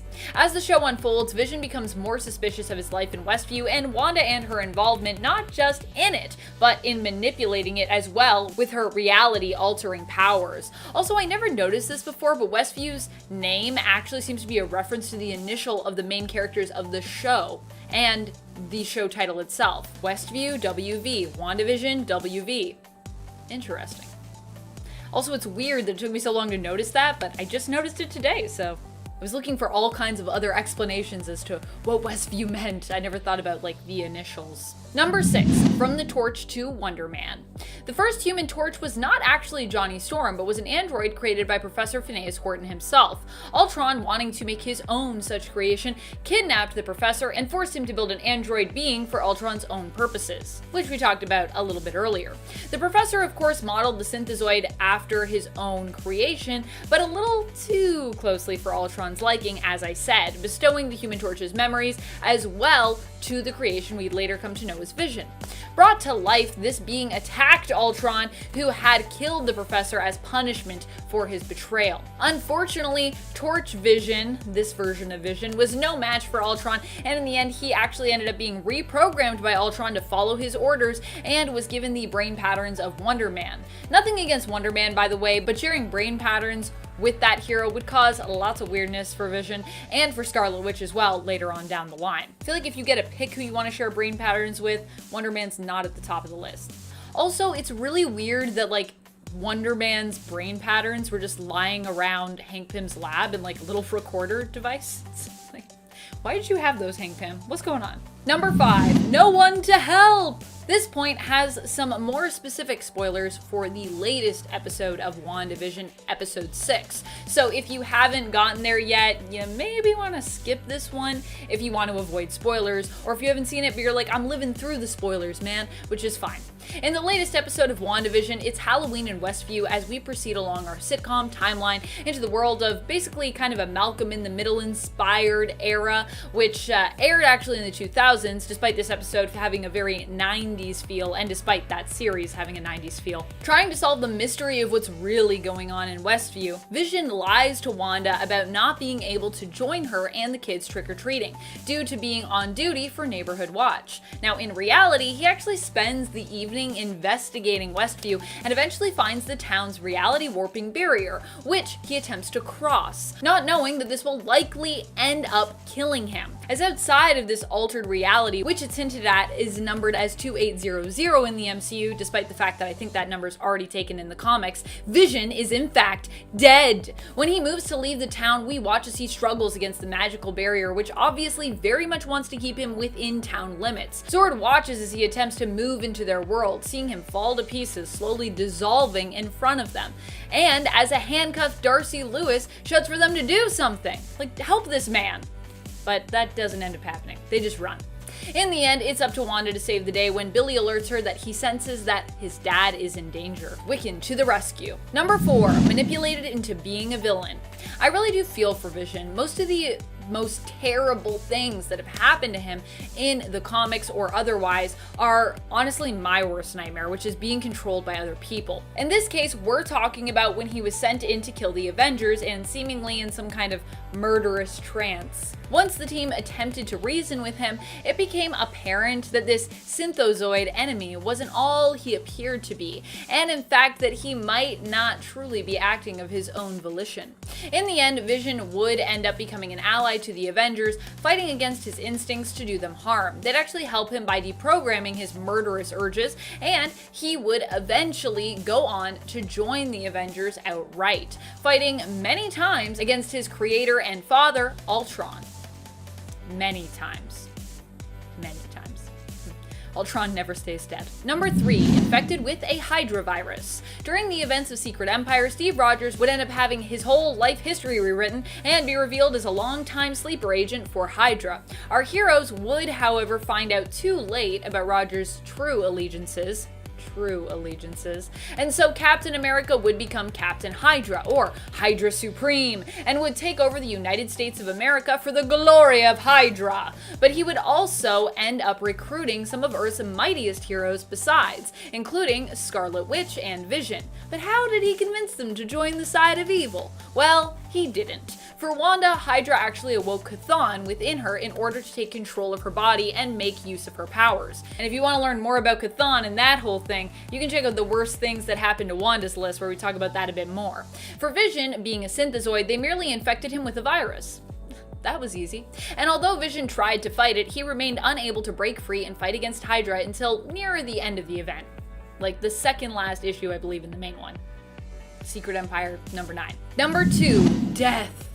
While those who only knew Vision from the MCU might think of his tear-jerking demise in Endgame, comic fans know that a fate worse than being destroyed, at least the first time around, awaited him in the comics. Here, instead of Wanda destroying him at his own request, urging her on with words of affirmation and love, Vision ends up being controlled against his will by her, which leads to him ending up in a direct conflict that he doesn't actually want any part of, which ultimately leads to his very gruesome death. Not only does he melt and vomit up silver pods, which transform into Ultron bots, but overkill comes into play when She-Hulk then decides to go into a rage and ends up tearing him down the middle, which is a pretty epic and permanent kind of on-panel death. Although, of course, even if you get ripped down the middle, that's probably not the end of you, because comics. Vision is still a synthetic being, and he can be recreated. So don't worry, he would be rebuilt, and he would return once more. But what a death to come back from. Number 1, weaponized. During the events of Avengers Disassembled, which led right into House of M, Wanda ended up suffering from a mental break, and as such ended up turning on her fellow Avengers. You'd think Vision, being one of the Avengers who, is married to Wanda, would be safe, but no. Wanda ended up not only getting him killed, but it was the way in which she did it, I think, that just really cut him deep. She didn't just put him in the right places to be torn apart by She-Hulk, but she actually turned him into a weapon to be used against his friends and teammates, the Avengers. Vision actually warned them when he came to them that he was no longer in control of his body before vomiting up those pods, which turned into Ultron robot drones, who then attacked the Avengers after their mansion had already been attacked. This was just a real bad day all around for the whole team. When Vision returned to life and Wanda much later came to ask for forgiveness, it would actually be this memory that would prevent him from being able to forgive his wife, Scarlet Witch. He was like, I can forgive the fact that you had a mental break, but you literally turned me against my friends and made me hurt them, and some of them died. Pretty crazy. Number 10, getting his memories back. I mean, this is one of the worst and best things to happen to Bucky when you think about it. He pursued his memories for a long time after losing them to brainwashing, but at the same time, they gave him a pretty huge amount of guilt, as he also remembered everything he had done, the person he used to be, but also the person he was shaped into becoming, against his will. It would often mean that we'd get a very different version of Bucky when he returned as the Winter Soldier after he remembered who he was, a much moodier version than the bright-eyed youngster who had been Captain America's confidant, pal, and sidekick. It would also mean that Bucky would often feel he wasn't worthy of certain tasks, titles, or even friendships, and that it would be hard for him to move move forward and see himself as the hero that he could be. The hero he always had been before he was manipulated into being a villain that really he was not. Number 9. Died in the snap. Oh, I didn't snap. Can't snap today. This is terrible. Don't give me the gauntlet today. Admittedly, not that bad, as all the heroes who died were returned to us once more when the Avengers finally managed to discover the secrets of time travel, used it to collect the stones, and managed to reassemble a version of the gauntlet, and undid what Thanos had done. But still, dying is never really a good time, I imagine, and all the death we experienced in Infinity War was still very tragic. Also, for a while, we didn't really know if it would end up being reversed. I mean, we hoped, we guessed, we assumed, but it was still unknown as to if it would end up being possible for our heroes to bring everyone back. So of course, Bucky is now back, and after Steve traveled back in time to settle down with Peggy, live his life out with her, and basically ended up retiring, the Winter Soldier returns to the screen to team up on Disney Plus with his partner and Cap's friend besides, Falcon, aka Sam Wilson. Alright friends, before we move on to this next point, if you are enjoying this video and you want to see more videos like it and hear more cool stuff about Winter Soldier, be sure to show us you like it by giving it a thumbs up. Hey! Number 8. The death of his parents. Not only does Bucky have a tragic life following the events of World War II, but even before then, it was pretty sad. When he was only 10 years old, he found himself an orphan. His mother had died earlier on when he was younger, making Bucky not just an older brother to his sister, but also kind of a stand-in parent for her as well, with his father working most of the time to provide for the family. Later on, Bucky would lose his father too, who died in a tragic accident that took place during his basic training with the military. Bucky and his sister would ultimately be split up, and Bucky would end up convincing Camp Lehigh, where his dad had trained, to take him in as a ward of the state, with him going on to become the camp mascot, inspiring and later on even assisting the troops. Number 7. A man out of time. Like Captain America, Bucky is also considered a man out of time. While he was born in 1925, he now lives in the present day, meaning that many of his friends from his days when he was a camp mascot during the war times and pal of Captain America, or if we're talking the MCU serving in the war, are now all dead. Not only that, but like Steve, he's had to adapt to the progress of the modern day, adapting to living in a very different world from the one that he was born into. Granted, this may have been easier for Bucky considering he was at least around, at least periodically, throughout the passing years, and as such has at least seen some of the changes as they've happened. But of course, this timelessness could also be hard for him to adjust to, especially considering how much of the time in his life he spent being controlled by others and not really experiencing the world from his own point of view, but being manipulated by others to see it how they wanted him to see it. Number 6. Death of Captain America. The supposed death. Anyways, Steve would later of course return, but yes, at the time, people thought that Steve Rogers was dead after he was shot through what looked to be the neck, yikes, and then later the gut, and yeah, anyways, he's fine, it's all fine. Bucky himself was initially believed to be the culprit, even by Falcon, and the two had a quick scuffle before Bucky explained he'd rather take his own life first before allowing himself to ever harm Steve. Aww. Bucky also then revealed that he was talking to the Nick Fury on comms and was only in the building that the sniper had sniped from because he was attempting to apprehend the person responsible, which then led to Falcon and Bucky teaming up to do so. Number 5. Used as a pawn in the Civil War. This is more exclusive to the movies, as Bucky didn't play quite as active a role in the first Civil War itself in the comics, but Winter Soldier was a huge part of the reason Iron Man and Captain America came to blows in the MCU's Civil War. Winter Soldier was revealed to be an assassin who was actually Captain America's brainwashed former BFF, James Buchanan Barnes. Gasp! Barnes was framed for the explosive attack on the Vienna International Center during the signing of the Sokovia Accords by Helmut Zemo to create a rift between the supers. Barnes was free and was seeking to learn more of his true past, but Zemo also reactivated his programming to take hold of the Winter Soldier once more so that he could use him to tear apart the Avengers and turn them against one another, especially after he revealed that the Winter Soldier was actually the one responsible for killing Tony's parents. Number 4.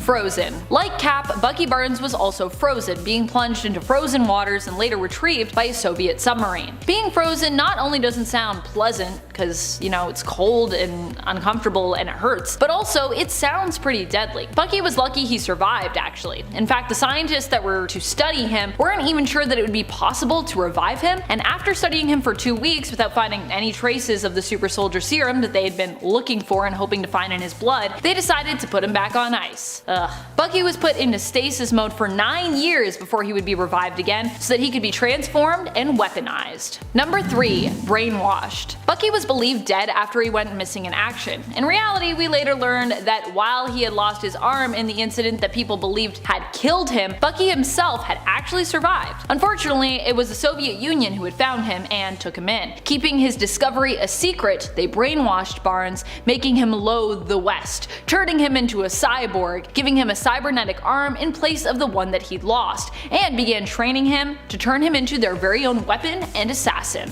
Number 2. Recaptured. The Winter Soldier, it should be noted, has escaped his captors in the past, but sadly, due to having his brains kinda scrambled, was never able to free himself fully due to the fact that he found himself confused without his handlers and lost. After the assassination of Senator Harry Baxter, the Winter Soldier missed making his extraction point and instead disappeared, going off the grid. Unfortunately for him, without his puppet masters controlling him, he didn't really know where to turn or what to do, and he ended up being recaptured by them shortly thereafter, eventually being located in New York and then taken back in. They decided that his return to America must have triggered something in him, wiped his brain, and were careful to note in his file that missions that would take him to the USA should be avoided in the future. Number 1. Used as a deadly weapon. In the MCU and in the comics, the Winter Soldier is brainwashed and programmed to be an assassin and a weapon, which is probably why he and Black Widow get along so well in the comics and even end up together romantically now and then. They both understand what it's like to be made into a monster, to be manipulated into doing evil deeds that they probably ordinarily wouldn't have done otherwise, but that they still obviously carry a lot of guilt about. The Winter Soldier was used to take out a ton of targets over the years, including Howard Stark and Maria Stark in the MCU,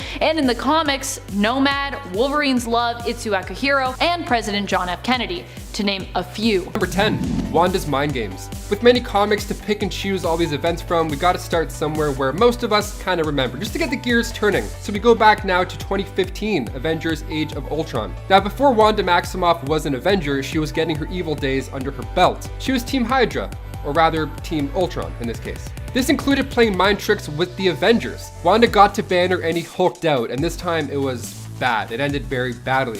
Now at this point in the MCU, the Hulk had a handle on his angry side. It was controllable in a way. All he needed was for Black Widow to tap her fingers on his big old green palm and then say, "Oh, the sun's getting low, you're good, we're all good. Welcome back, Banner, let's go home." But she wasn't able to do that this time because of Wanda's mind tricks. She was also under her hex. Meanwhile, Ultron's getting his cold hands on some vibranium and Bruce is going nuts. He ends up going absolutely crazy and it takes Iron Man and his new Veronica armor, the Hulkbuster armor. He has to knock some senses back into him, literally punches him so hard that he goes to sleep. And before we continue on with this list, guys, if you want to go ahead and give this video a like, that would be great. And while you're there, you might as well just subscribe. I mean, you're already watching these videos, just a little tap-tap-a-roo and then our face will pop into your YouTube. You don't have to do anything. We'll just show up. So thank you so much for your support. Now let's get right back into this video. Number 9, Soul Survivor. Hulk the End, written by Peter David, released in 2002, is a one-shot that takes place in a world where nobody is left but Bruce Banner. In a world probably resembling our near future following a war that ended in nuclear fallout, the issue starts with Banner vlogging. Yeah, just kind of like this in a way. He's accompanied by a vidbot, this floating camera that always hovers 10 feet away from him. It was assigned to confirm and record the fate of the final humans on Earth. Seeing as Banner is the last one and he's not gonna die,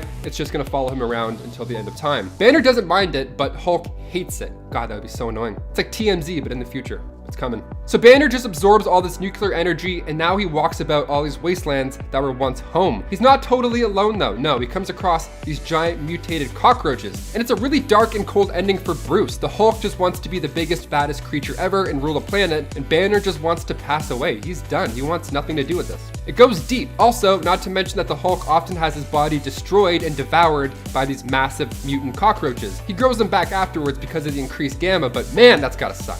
Number 8, A Perfect Pair. While Logan broke R-rated records back in 2017, it introduced us to what a darker side to the superhero life may just look like. And in the Old Man Logan storyline, we find the Hulk as one of the few remaining superheroes on Earth. Now at this point, Banner had decided to breed with somebody like him, maybe a bit too much like him. Like say, I don't know, his cousin, Jennifer Walters.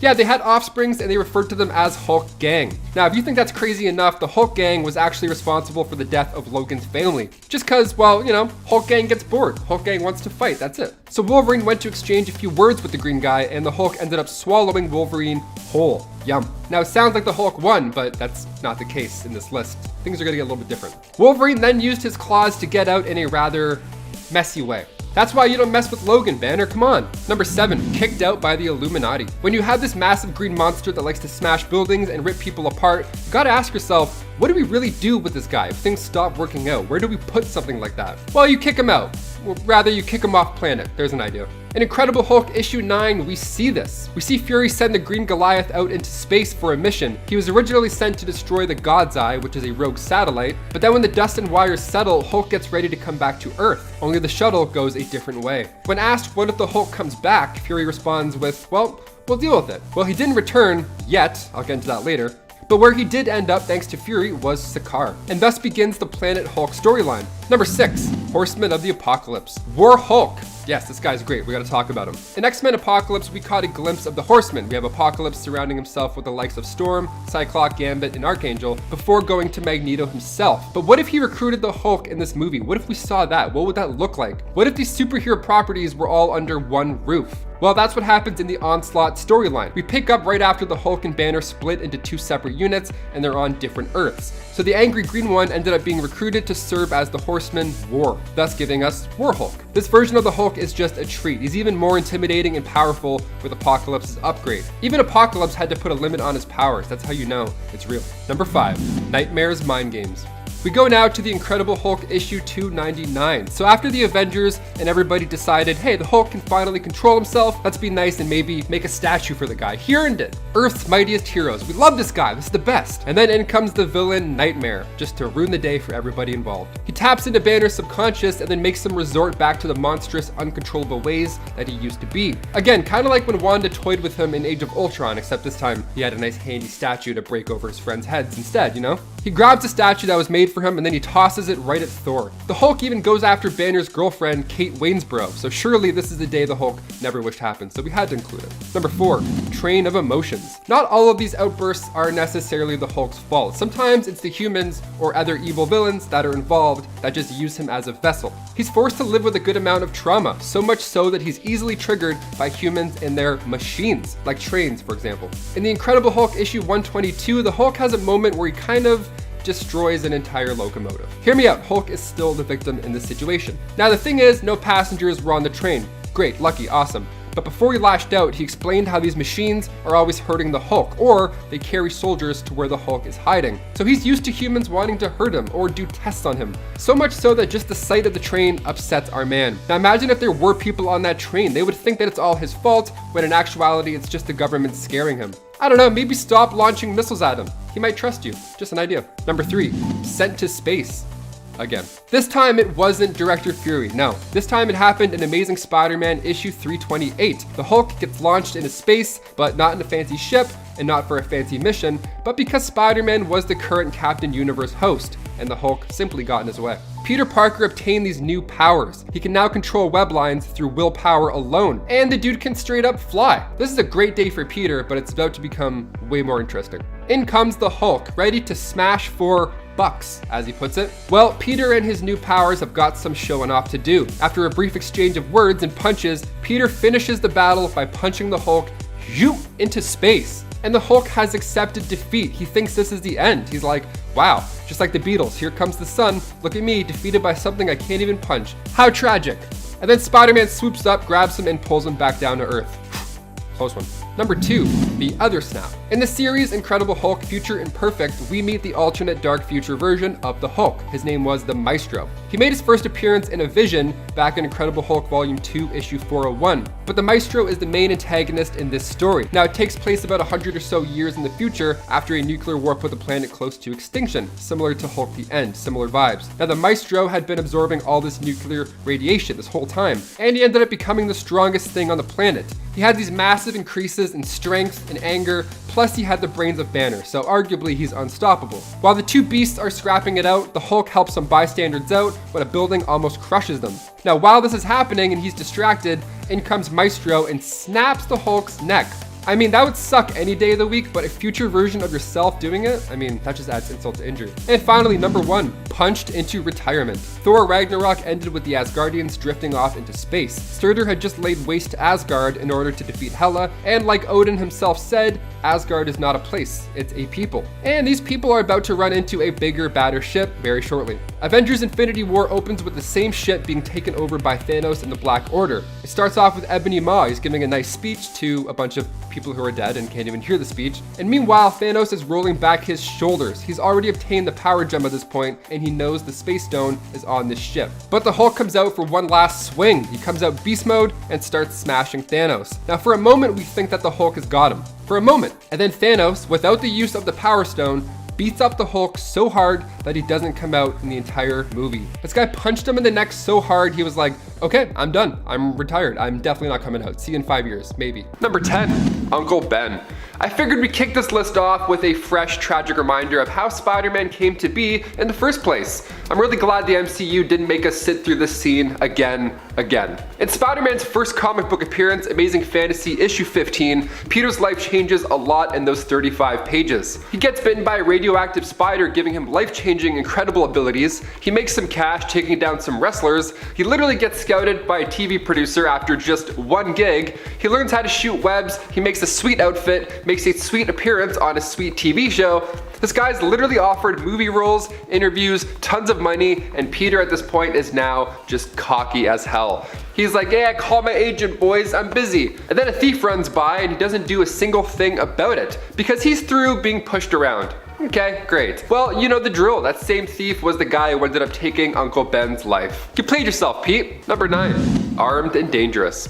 In The Amazing Spider-Man issue 100, we find Peter on the streets, webbing up some bad guys, just a usual Thursday night. Now at this point, he's getting tired of New Yorkers looking at him like he's the criminal. He's kind of done being with Spider-Man, so he wants to hang up the spandex and settle down with Gwen Stacy. Now in order for this to happen, Peter needs to get rid of Spider-Man completely. And so he begins working on a serum that will strip him of his powers. He doesn't even test it out either. He just mixes it up and then gulp right down the hatch. Okay, he's brave. Whatever happens, I did it for you, Gwen. I wonder if that includes growing 4 extra arms. Yeah, those back massages just got way better in the Parker household. It's a funny couple of issues. I mean, some panels with Peter having extra naked arms in the frame, it does look a little bit odd. Only after making a new serum with Morbius's blood did Peter go back to normal. Number 8, One More Day. This 4-parter began back in 2007 in Amazing Spider-Man issue 544, and instead of Peter dealing with thugs or giant lizards, he's now dealing with the devil, Mephisto. Now we thought he was the one pulling the strings in WandaVision, and some still believe that he's pretending to be Doctor Strange in the No Way Home trailer, some being me, perhaps, I'll never tell. And it's because of this comic that makes us think this stuff. This takes place after Civil War, right after Spider-Man reveals his identity to the public, so now villains are going after him. So when a bullet strikes Aunt May instead of Peter, he feels guilty beyond imagination. So this looks like a job for the devil. Mephisto appears in the form of a young girl and lures Spider-Man away to offer him a deal. Mephisto tells Peter that he can save Aunt May, but the payment also has to be pretty high caliber. He doesn't want Peter's soul or anything like that. Instead, he wants his marriage. So they agree as long as Peter's secret identity becomes a secret again.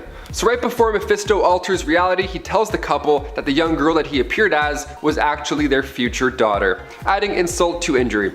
Peter wakes up the next day alone with Aunt May alive, score, and the world doesn't know who Spider-Man is.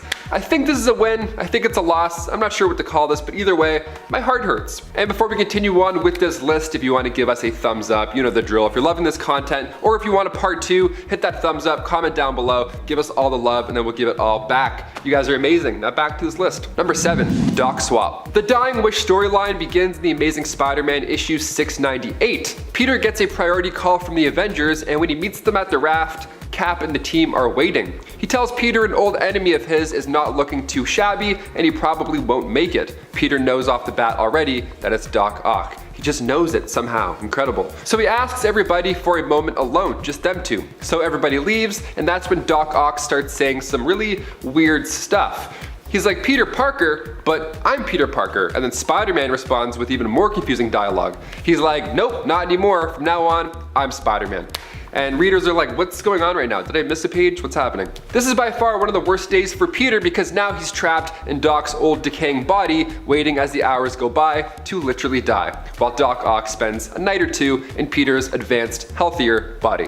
Number 6, Spider-Man Look Who's Home. Beginning with Amazing Spider-Man 365, Peter discovers that his parents, who have been dead for quite some time, are back. Nice. And he believes it for a hot minute. And by hot minute, I mean this goes on for like 20 issues. That's wild. Aunt May gets a private investigator because she feels like something is just not quite right about this. Peter, on the other hand, feels so comfortable that he decides to tell his parents, who have been in a Russian camp for 20 years, sure, that he is in fact Spider-Man. This guy's spilling huge secrets already. Okay, this is odd. And then in issue 388, we learn that they're actually robots.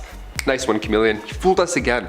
He's so good with his robots. Number 5, Spider or Man. So Peter has grown extra arms before, but I don't think anything was worse than his transformation in the Spectacular Spider-Man Disassembled storyline. Adriana Soria, aka the Spider Queen, saw Spider-Man as a potential mate, of course, so she forced a kiss upon Parker, and after some time passed, he began turning into a literal spider. So gross. Starting with growing an extra set of eyes, which is, it's kind of funny. Peter can feel himself change as well during this, which is pretty, dare I say, humorous at times, because this dude is now craving fly soup, and he's growing bristle hair in places you don't want to grow bristle hair. The best part is that MJ still makes this guy go to a wedding despite his transformations. He doesn't stick around too long, obviously, because he starts to panic and change even more, so now he's just swinging around the city, not even sure what he's doing. He can't think or breathe, but he knows that the Queen is calling him.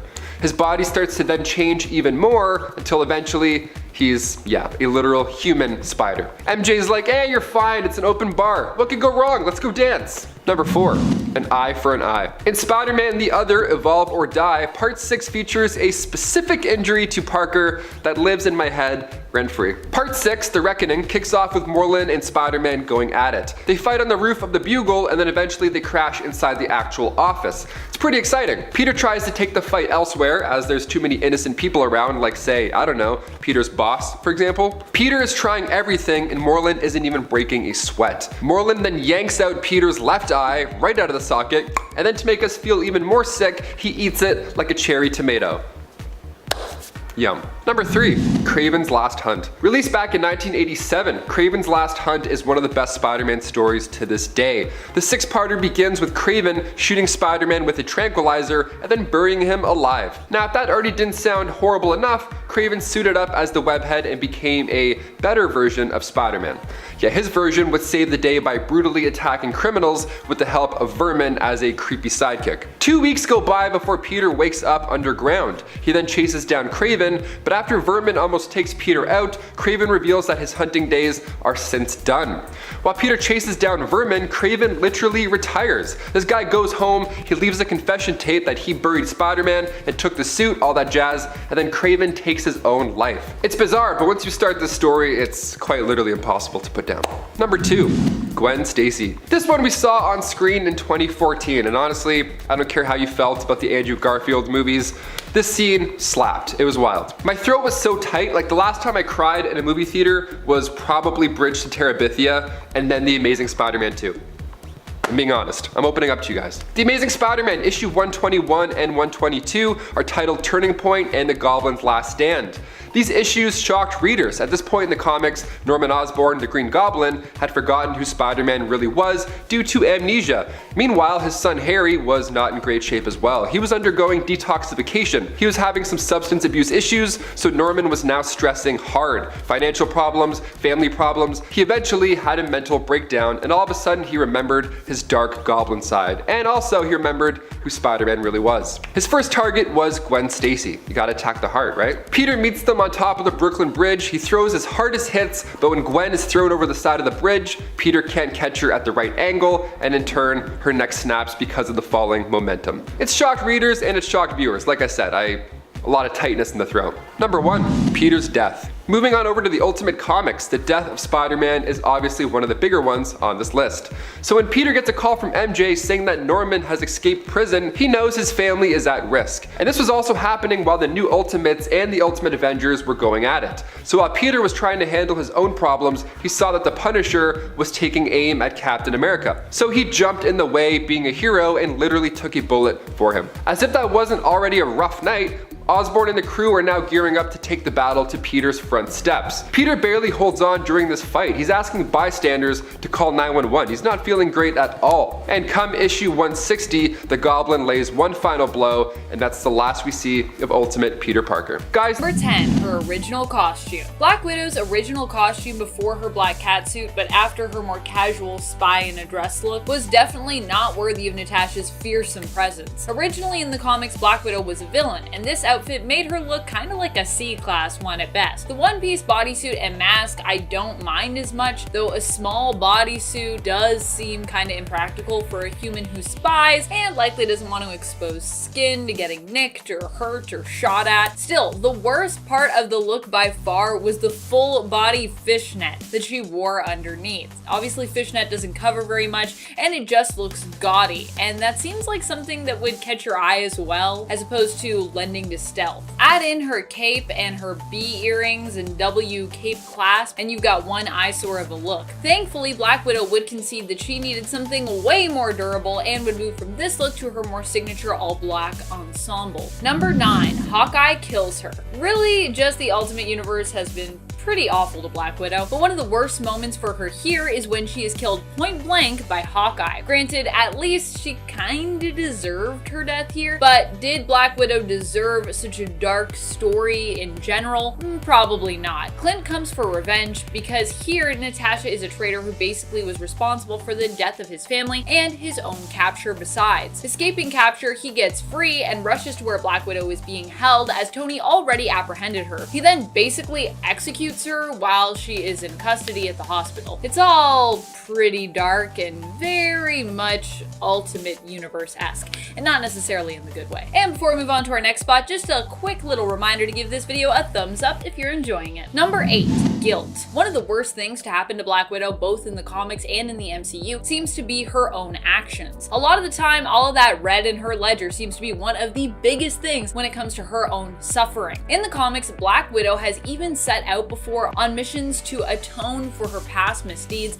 and sins. But to her, I don't think really any of her actions, no matter how grand or how many of them, will ever really be great enough to let her forgive herself. She seems to struggle with the concepts of self-acceptance and self-forgiveness quite a lot. Perhaps this is what makes her character so relatable for so many of us, but this is also what makes a lot of her life as a hero feel pretty tragic. The fact that she is on what feels like a never-ending journey for atonement. Number 7, her relationship with Daredevil. I know there are lots of people that ship Black Widow and Daredevil heartily, and based on their stories in more modern comics, I get it. But if we go back into the dark history of their relationship in comics, it gets really weird. The moments from way back when Natasha and Matt were first dating did not age well, and just make Daredevil look like a creep and Black Widow kind of look like his sad doormat. There are actually a lot of things about Daredevil comics that are really, to me, just plain weird. From everyone constantly reminding Matt that he's blind, to his extremely chauvinistic behavior towards Natasha. I also love that Natasha even calls him out for it,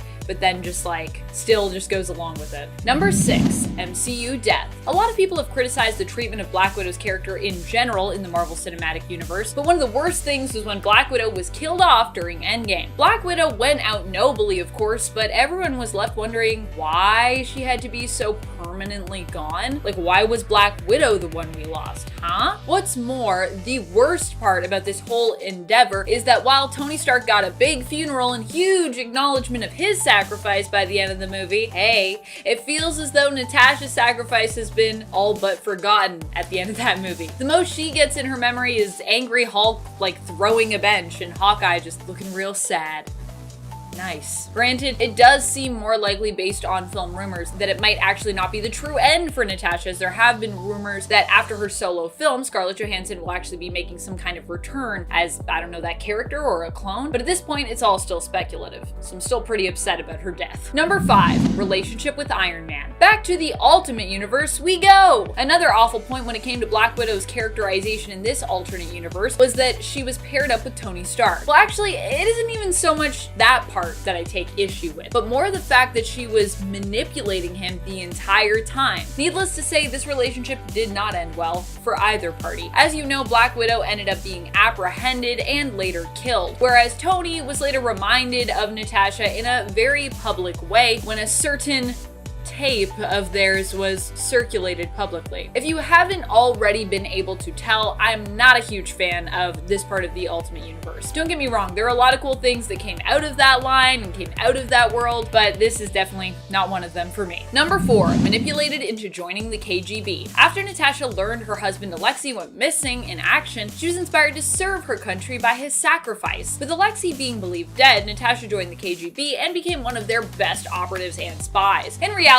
Alexei was not actually dead, but the decision was made to tell Natasha that he was, separating the two after their marriage because, well, the government believed that it was in their best interest to do so when it came to utilizing both of these agents more efficiently. Which is kind of weird because I think they also kind of incentivized them to get married, so I don't know. Number 3, blackmailed into becoming a spy. Not only was Black Widow manipulated into joining the KGB, but even before that, she had actually been blackmailed into becoming a spy for her own country, who threatened her husband's life if she didn't cooperate with them. Yeah, this whole thing's pretty messed up. And that is one of the ways her life as a spy began. And I say one of the ways because, well, Black Widow's life is kind of complicated when it comes to uncovering her true origins. But this, as one of them, is a pretty tragic one. Basically, Natasha's marriage to Alexei, and even in fact, her other marriages, were one of the ways that her country manipulated her and then also controlled her, making her do their bidding. Number 2,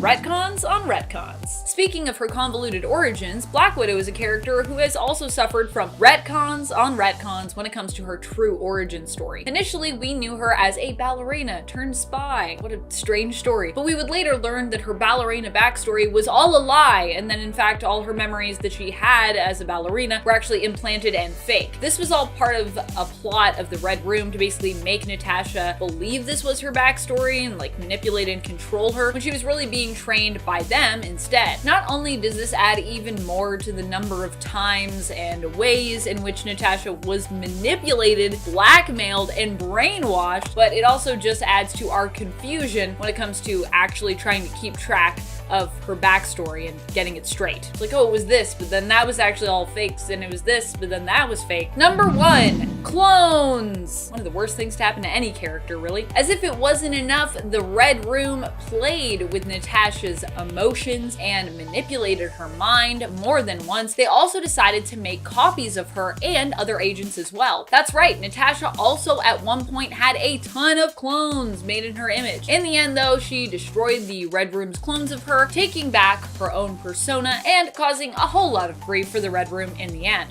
Thank goodness. Still, having someone clone you without your permission is pretty awful, and in my book is one of the worst things that can happen to a character. Not anti-clones just as they exist, but I'm anti-cloning, I guess. Kicking off the list at number 10, smacked by Thanos. We got to see Captain America and many others get the beatdown of their lives in Avengers Infinity War, but in the comic, in Infinity Gauntlet, it was somehow even more brutal. Yet in part 4 of Jim Starlin's The Infinity Gauntlet, Thanos at one point weakens himself while maintaining the stones because he wanted to take on the Avengers in a more equal fight. All of this just to impress Death. So he makes himself weak and then fistfights them. It's crazy. So Captain America is leading the Avengers into battle, and at this point, everybody is getting hit. Cyclops gets his head stuck in a clear block of force. Vision gets his insides just torn out. And then Thanos sees Cap as having such an emotional outburst, and then after Thanos destroys Cap's shield, he gives him the mighty backhand of a lifetime, knocking him out cold. And before we continue on to number 9, guys, if you could just go ahead and give this video a thumbs up, because it really goes a long way for us here at the studio. You guys are the best. Thank you so much. Now back to the video. Number 9, he lost Bucky. Okay, 2005 was a wild time. We got to see Jason Todd return as the Red Hood, and Marvel had their own type of super sleeper assassin come back from the dead as well, Bucky Barnes. In 2005, Bucky Barnes returned, but of course he was never the same. Near the end of World War II, Bucky and Cap were trying to disarm a bomb on a plane while taking down Baron Zemo. The bomb went off, hurling Steve and Bucky into the freezing waters, and well, as for Cap, he came out of this pretty good. He remained frozen, just hanging out, and Bucky, he didn't end up so lucky. His body fell into the freezing waters, and at the time, a Soviet spy submarine was in the area crossing the English Channel. So they scooped him up, fixed the whole left arm situation, brainwashed him, and turned him into this brutal assassin. It's heartbreaking. See, he has all these incredible abilities that make him a fierce warrior, but he doesn't remember how he got them, making him this deadly assassin and a super crazy villain to handle. This is Steve's right-hand man. Every conflict that they go through is just painful. One of the biggest turning points of Marvel was the introduction of the Winter Soldier. This was a conflict that came to life on the big screen back in 2014 with the Winter Soldier, and we're kind of still seeing Bucky try and figure this life out. With the Falcon and the Winter Soldier coming next month on Disney Plus, we can see even more of what he has to go through post-Winter Soldier times. Number 8, Hail Hydra. This next one resulted in writer Nick Spencer getting death threats. That's right, so fans were mostly not okay with this one. Back in 2016, Captain America said 2 words that would throw every comic book fan for a loop: Hail Hydra. It all went down in 2017's Secret Wars, when Captain America's reality had been rewritten secretly by Kobik, who was a sentient cosmic cube acting under the influence of the Red Skull. So as a child, Steve was recruited and raised to believe in their ideology, which was the strong ruling for the weak, for the good of all. Now there's a pleasant nod to this in Avengers Endgame, of course, when the team goes back in time to the first Avengers plot. We see Steve get in the elevator to try and get the scepter, and then we see the whole Hydra/Shield elevator stocked full of guys. Now we don't know this at the time, but that's fully Hydra. But Steve knows this. So instead of beating everybody up and kicking ass in the elevator like he did in Winter Soldier, he just said, "Hail Hydra." And then just like that, he walked out of the elevator with a smirk on his face. It was beautiful. Number 7, Old Man Cap. At the end of Avengers Endgame, now that we're talking about it, we see Captain America return the Infinity Stones. Only he doesn't shoot back to the present day after he's done. No, he sticks around, hangs out with Peggy, dances the night away, and then we see him as an old man giving the shield down to Sam Wilson just minutes later. It's a lovely end to Chris Evans' run on the character. You got a lot of feels. But in the comics, we also saw an old Captain America, but this time, it wasn't on his terms. The Iron Nail sucked all of Cap's serum out, leaving him not ripped, but also not young as well. So now Steve looked 90, and there's no way you're gonna fight at that age, let alone pick up a shield. So he would lead the Avengers and call out orders from the radio. It sounds like a pretty sweet job for us, but for Steve, he's probably like, man, this is the most boring job I've had in my entire life. Number 6.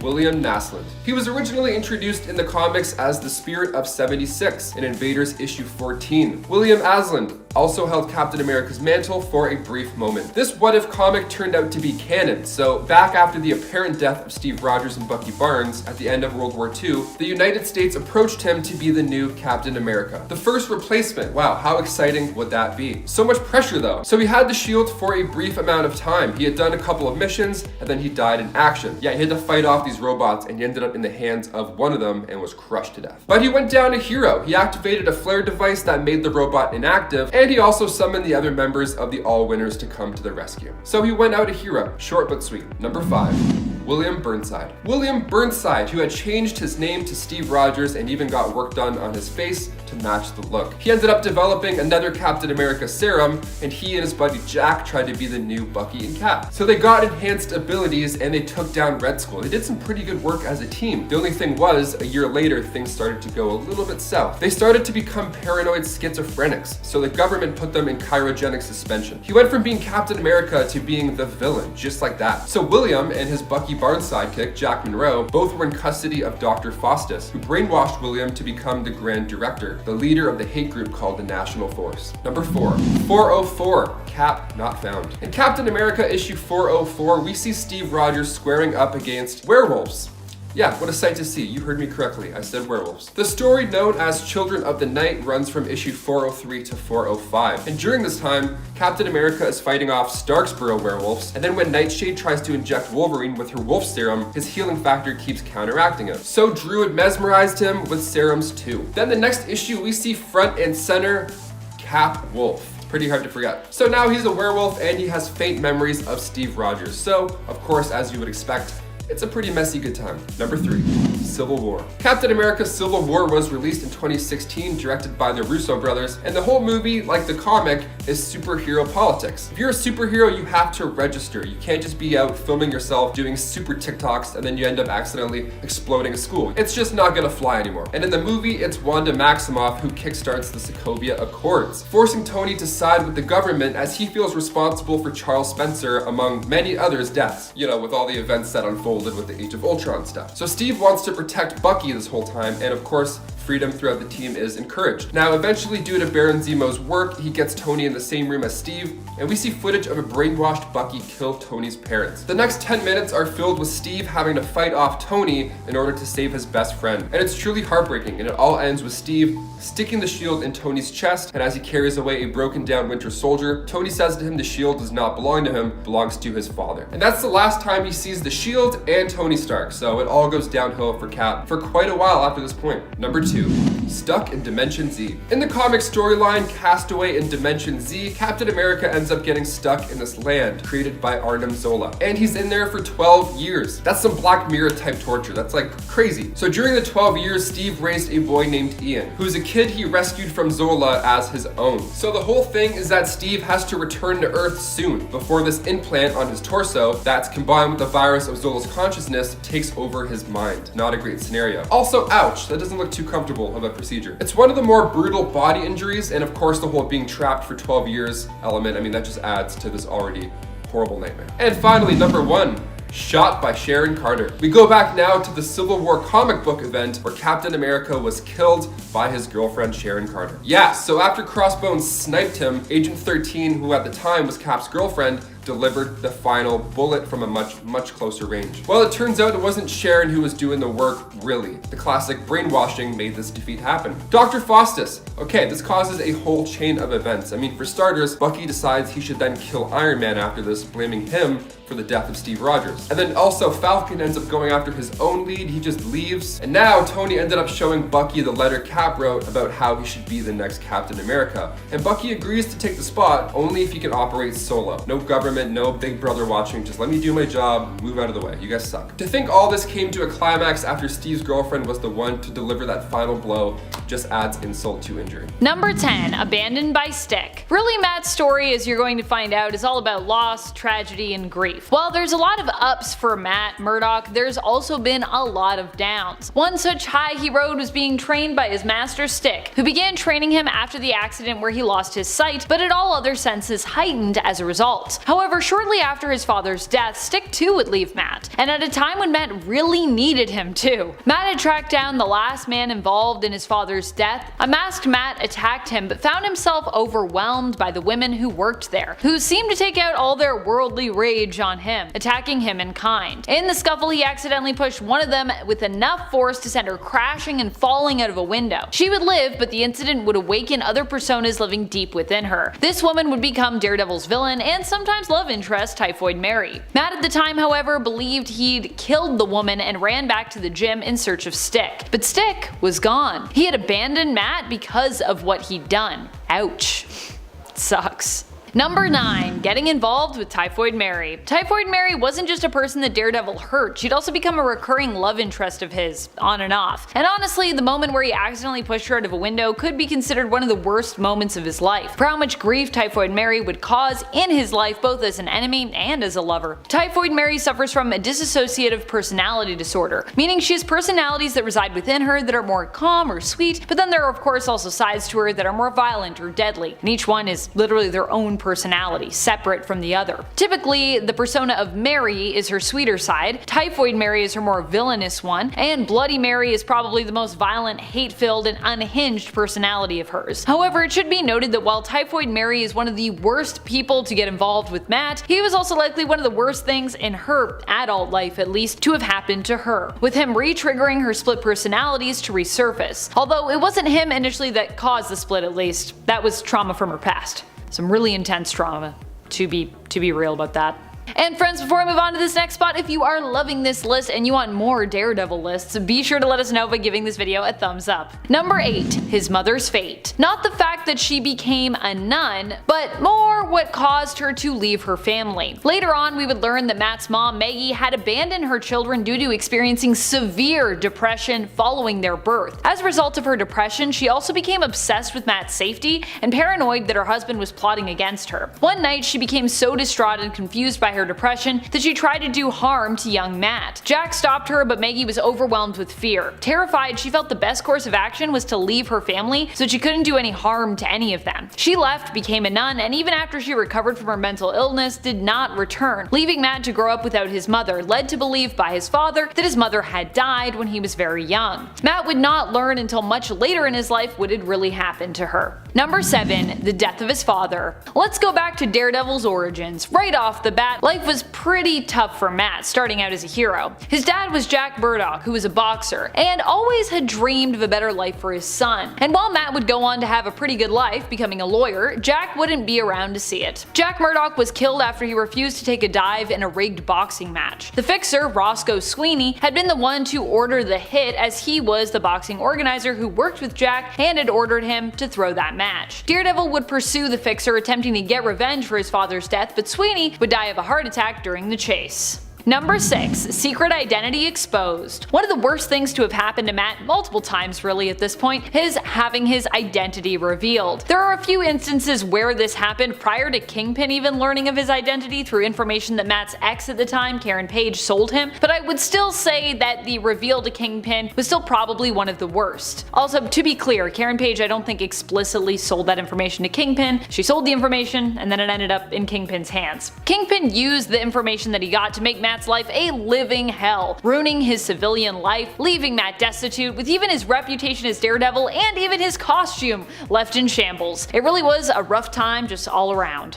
Number 5. Depression. While the revelation of his mother's fate and the death of his father was hard, something else that Matt would inherit would also prove challenging for most of his life. That was Matt's own depression. Like his mother before him, Matt has also struggled with his own emotions and mental health throughout much of his life. We later learn that the struggle of depression is also seemingly Matt's every day. Depression isn't something that he can really escape, but the silver lining is, although he's felt the weight of it, he's also learned how to cope with it. Not necessarily recovering from it fully, but definitely finding a way to live life with his depression and at times kind of move through it, refusing to let it overwhelm him, even at times when, based on what was going on, this likely seemed or felt impossible for him. As a result, Daredevil as a hero likely possesses some of the strongest willpower throughout Marvel's characters. I think it goes like Doom and then Daredevil, with maybe 1 or 2 people in between them. I feel like if you're depressed every day and you're constantly struggling and being a superhero and dealing with all of the other, stuff in life, that's pretty impressive. You gotta have a strong will.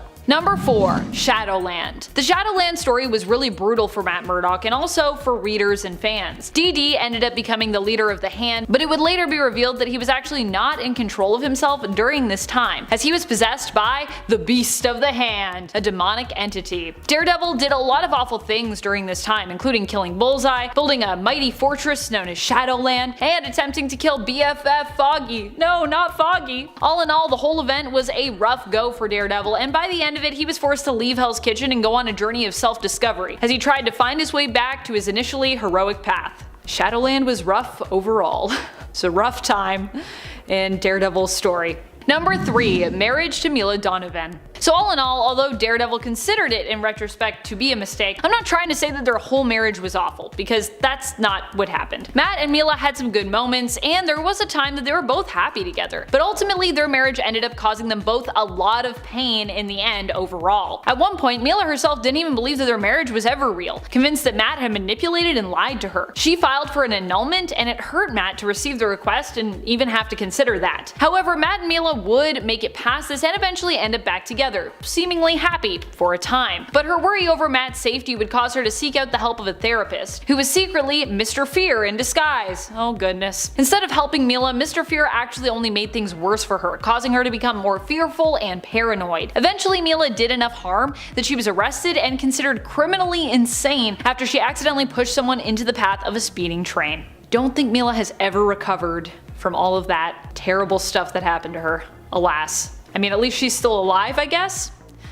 as we move on to the next points. Number 2. Death of Elektra. While she may have been returned to life later on, the death of Elektra, Matt's first love, still hit him hard. The two hadn't been together for some time but had dated back in college before Elektra mysteriously disappeared. She resurfaced years later and was revealed to be an assassin, competing to become the Kingpin's #1 hitman. Or hit woman, perhaps. Unfortunately, she was up against Bullseye, who decided to kill off his competition. He and Elektra had a dramatic fight that ended with an iconic panel showing her being stabbed through with her own sai by Bullseye, but only after he had already seemingly cut her throat by throwing a playing card at her, so don't forget that part. While Elektra and Daredevil weren't together at the time of her death, her fate at the hands of Bullseye still haunted Matt, and he probably still thinks back to that moment and is like, even though Elektra is alive now. Number 1. Death of Karen Page. Yeah, Daredevil loses a lot of people that he cares about. Honestly, it's no wonder he struggles with depression considering just how much loss he suffered in his life. I mean, that's gotta be really hard. Karen Page was another close person who became a victim and a target as a result of being so close to Matt, aka Daredevil. For many years, she was Daredevil's confidant, his on and off again girlfriend who knew of his secret identity. In fact, I believe Karen Page was one of the first people, don't quote me on this, but I think she was one of the first people to actually find out about Matt's secret identity as Daredevil, so yeah. Eventually, her closeness to Matt put her on a very dangerous collision course with one of his arch nemeses, Bullseye. As Bullseye, who pretty much never misses, targeted Daredevil with his own billy club, Karen jumped in front of the projectile to save Matt and in so doing was killed as the billy club penetrated her heart.